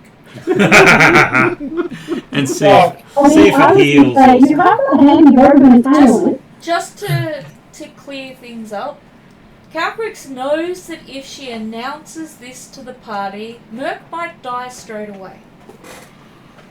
She doesn't want that complication happening right now when she's about to go into some sort of challenge to amuse this entity. Are you sure this isn't the challenge? It could well be. She's not sharing the knowledge just yet. Yeah, that's fine. She's going to wait until we're not all in a situation where we might die. So At there's which something point, there. Cetus is up next, but Hildred would have said, hey, you know that broken entanglement? I mean, the thing that he tries to use to punish Merc, but he just gets enjoyment out of it. That's the one. It would possibly at least halt some complications? Counterpoint, the entirety of the party knows that Merc dies today. Do we? We all saw the coin. He He said, "Oh, look, it was today on the coin." Okay, yeah, alright, Yep. cool. That's fine. And the book talks about building a life after you died. Yeah. Sounds very positive. He died, that means the will's intact. I will leave it up to Merc to figure out his contractual obligations to the Big O. And showing character growth by not stabbing the party member straight away. And how does Dimitri? Noted. How would Dimitri like to finish the session with that then? Was around 11. As we noted, he needed some light so he can look in the mirror. Mm-hmm. So if he casts Sunbeam, he can have his hand start glowing to provide some nice light. Sun doesn't sound very I nice. feel like I have a Dimitri casts less Sunbeam. deadly option. I was hoping to find out who my opponent was or what my challenge was. The opponent is Merc. The challenge is a vampire. I know Martin might end it on the Sunbeam. Okay, so I'm assuming that Dimitri is going to cast Sunbeam towards Merc. No. He's casting Sunbeam. He's basically going to skip the first beam and go straight to the glowing hand. So therefore he's got the 30-foot radius of dim light. So he can hold up the light so he can see the mirror. Okay. Then, if it turns out I can't see him in the mirror, then I can turn around and align the next beam. Okay. It's a concentration for 1 minute, and basically until the spell ends, on your subsequent turn, you can do a new beam of light. Okay, well, I'll say you shot the beam up because you generally have to actually fire the beam. I just finished looking at Sunbeam actually, because that's what I have. Because you don't actually have to target a creature. No, you Anyway, don't. I'm sure that is a good endpoint of, we have let there be light. Yeah, but we don't want to use Sunbeam because that might be a bit extreme. Cetus has like anglerfish light. I was crispified only a couple of sessions ago. Okay, so yes, you create some light. The whole area lights brightly for a second and then has a dim light. And looking in the mirror, you can see all your party members, including Merc. Good. That just means And he's you not a hold up vampire. the mirror. He Do I know enough about vampires to know that the reflection thing is a lie? Well, the leader was confirming the fact that it works with some vampires. Some vampires are affected by it, some are not. So, Which means you don't think he's affected by silver. Because only vampires affected by silver can't be seen in the mirror. If the back of the mirror is silver. I do like gold though. If you have gold,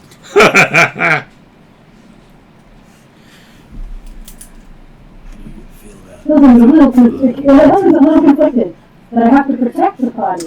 it's that Nice. nice balance between regal and dead. Okay, so next session sounds like it will be increasingly fun as you now get to find out exactly what murk is. I started out probably the worst thing and then worked my way down to the vampire, but now I have some being active. The creature. Probably Go ahead. either of my other characters had no problem with Murk being a vampire. Just this one. The creature wasn't going to give its name until after you'd met its challenge.